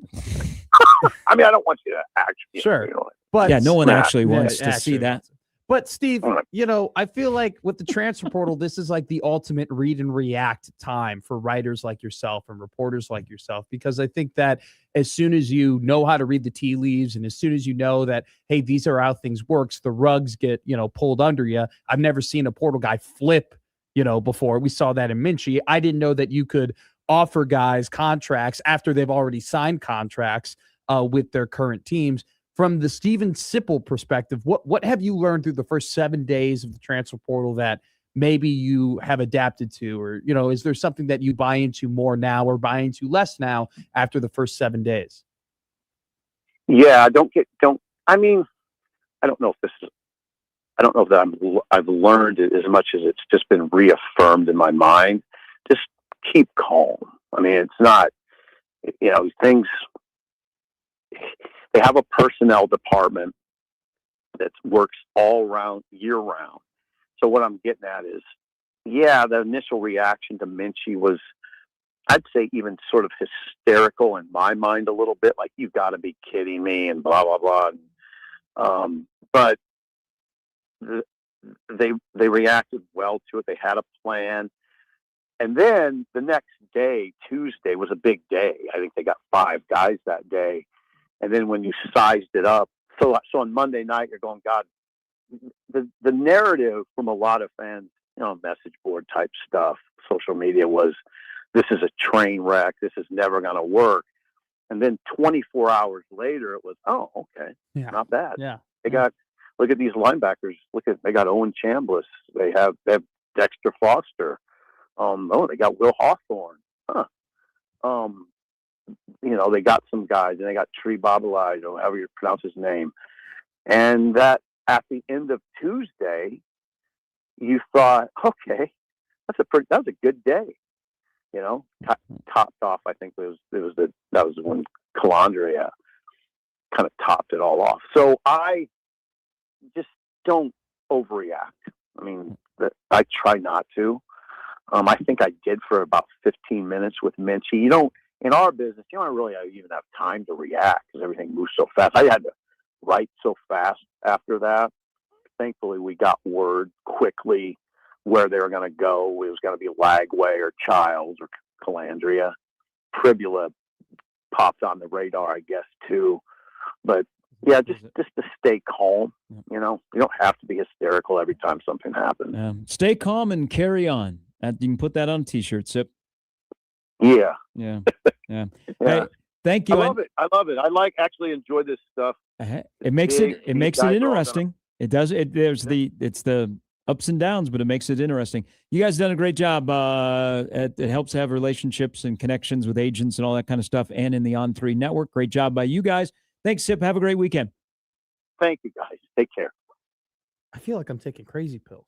Why? Why are people telling me Dante Moore is going to stay at Oregon? Yeah. He's Don't not, listen to those people. You're a not- draft guy. He's going to the draft. Okay. And by the way, the people who are like, he doesn't want to get drafted by the Jets have a new general manager. Okay. Darren Muggy. All right. He's going to go ahead. And if Dante Moore doesn't want to be like drafted over second overall, he could trade that pick for so much and get the Jets like actually building a foundation for the future. Yeah. Well, It's got to get off my chest. does Miami need a quarterback? Because they need a head coach. Mike McDaniel has been fired. Wow. John Harbaugh's availability got Mike McDaniel fired in Miami. Brian Edwards will join us next on 1620 The Zone.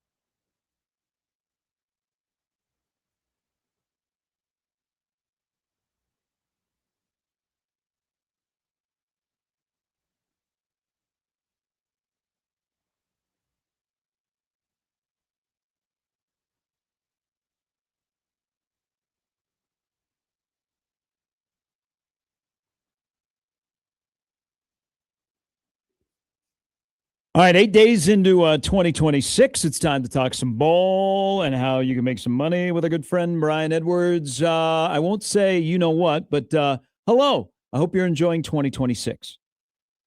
Good morning. Happy New Year. Happy New Year to you. My 2026 did not get off to a great start picks wise, but hoops have been good to me. But man, it was a bloodbath for me on New Year's Day. Unfortunately. All right, there's a chance to rebound a week later.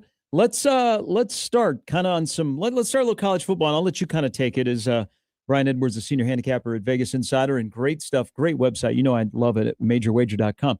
Kind of walk us through Ole Miss, Miami, Indiana, Oregon, and then if we get maybe Indiana, Miami, or one of those combinations in the championship game.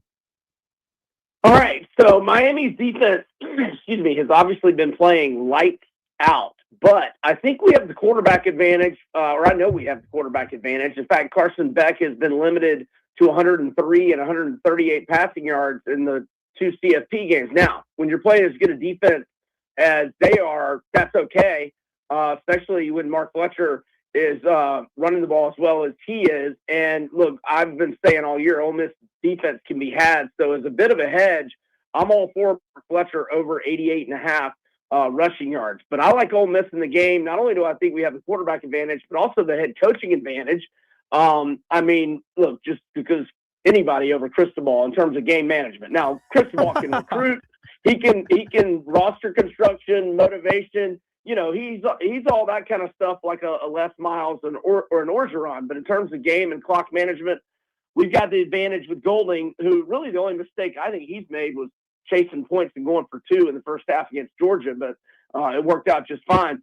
Look, I love Messador and Bain, the defensive ends for Miami, but I think they could be gassed out in the fourth quarter chasing Trinidad Chambliss all night. I think his elusiveness and ability to get away from pass rushers is the key to this game, and I think he's going to do – I mean, you know, he may get sacked a couple times, but it's all about Trinidad Chambliss and this Ole Miss offense to me. I think they'll outscore Miami.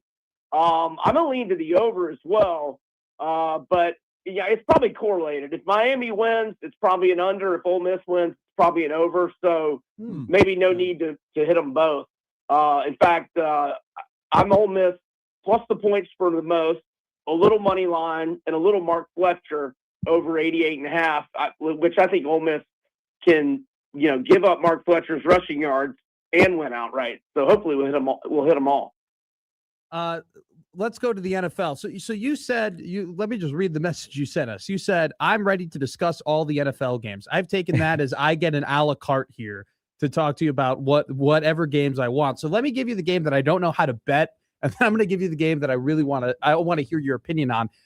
San Francisco's a plus 4.5 point underdog on the road against Philadelphia. You look at these two teams, and if we're kind of projecting momentum, San Francisco has had way more momentum over the last 6 weeks of the season compared to Philadelphia. But that San Francisco game, their odds to win the Super Bowl went from plus 1,300 to plus 2,700 after losing to Seattle. How do you view the Niners going to the Link and taking on the defending Super Bowl champions? So I made Philadelphia 3.5. Okay. So I think the number is a touch rich, but I'm not saying that I'm definitely going to play the Niners. I'm just keeping an eye on the line. It may just be one that I go into it looking to bet it live. In other words, if Philly gets out to a 10-0 lead, and I can, but it doesn't look like a lost cause. Like, Purdy getting hurt on the first possession of the NFC Championship game a couple years ago, and I can get the Niners live at, +7 or better, maybe I would consider that. If the Niners get out to a lead and I can get the Eagles at less than 3, I might consider that. I don't think it's a bad line because, again, I had 3.5. It's only 1 point off. So I guess technically I lean Niners. I haven't even looked at the weather yet. That does kind of concern me if it's super cold. Sure. So that's where I'm at there. In the earlier game Saturday or Sunday, I should say, you guys know I don't trust Jacksonville, but I'm kind of starting to come around and become a believer on them. But, I think the quarterback advantage is with Buffalo, although Trev is playing great. So, I don't know what to do with that game. How about the As Bears for the game? Rams, I'm considering playing them in the first half as long as it's 7 or fewer. I saw 6.5 yesterday. Obviously, I know they lost at Carolina, but they're so much better than Carolina. So much better. But I'm certainly not laying double digits on the road for the game. And then I'm taking the Packers. It's not a big play. I feel like the Bears got extremely lucky. Yeah. To Sure. Totally agree. the onside kick and Yep. yeah. Yeah. You got to be really lucky to win 11 games. But yeah, anything are you looking at the future pool for Super Bowl at all? Is there anything you like?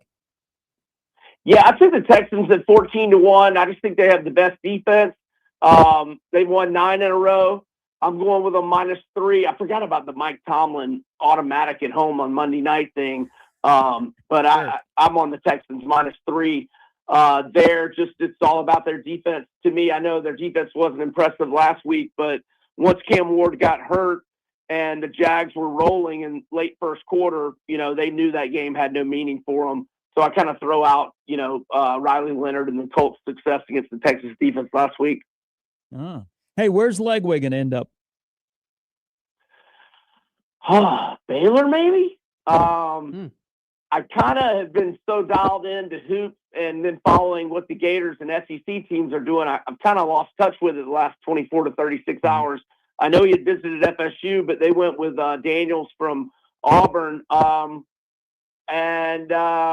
Did I say LSU? I meant to say FSU. He had visited FSU. No, you said but, FSU. You said FSU. Okay, good.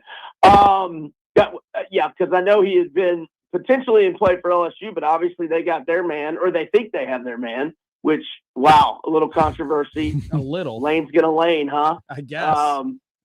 But I guess we need to go back to college because I like Indiana. Yeah. And I'll never say Signetti again. Man, what was I thinking with Bama? And look, they already beat them on the road. I know it's tough to beat a team twice, but remember that game? Finney had the pick 6 for Oregon, complete game changer, ties the score early fourth quarter, and Never all scored Indiana again. does is answer with a 12-play, 75-yard drive and chew up more than 6 minutes of clock, and then to take a 7-point lead, and then 2 plays later, they intercept Dante Moore for the second time, chew up 4 minutes of clock, hit a 22-yard field goal, win by double digits on the road. We know it's going to be a very pro-Indiana crowd. Yeah. In Atlanta. Got to go with Indiana there. And I'm not looking at it. If it's 3.5, I'd buy it to 3.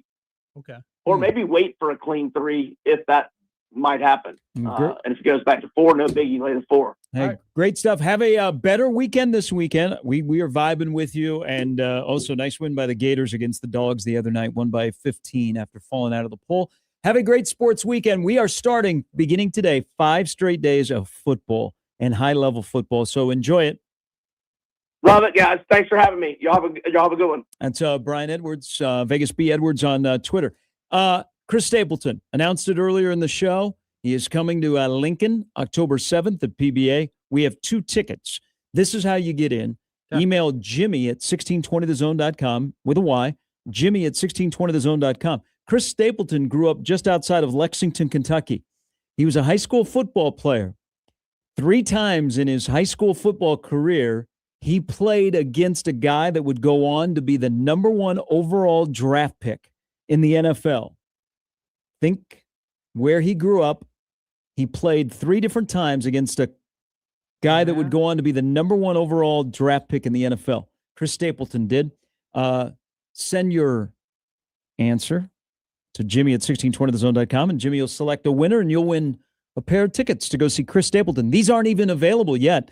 Connor Happer's going to give away tickets tomorrow. They don't go on sale until next Friday, but win them before you can buy them with Gary, Matt, and Jimmy, which we will talk to you tomorrow at 6.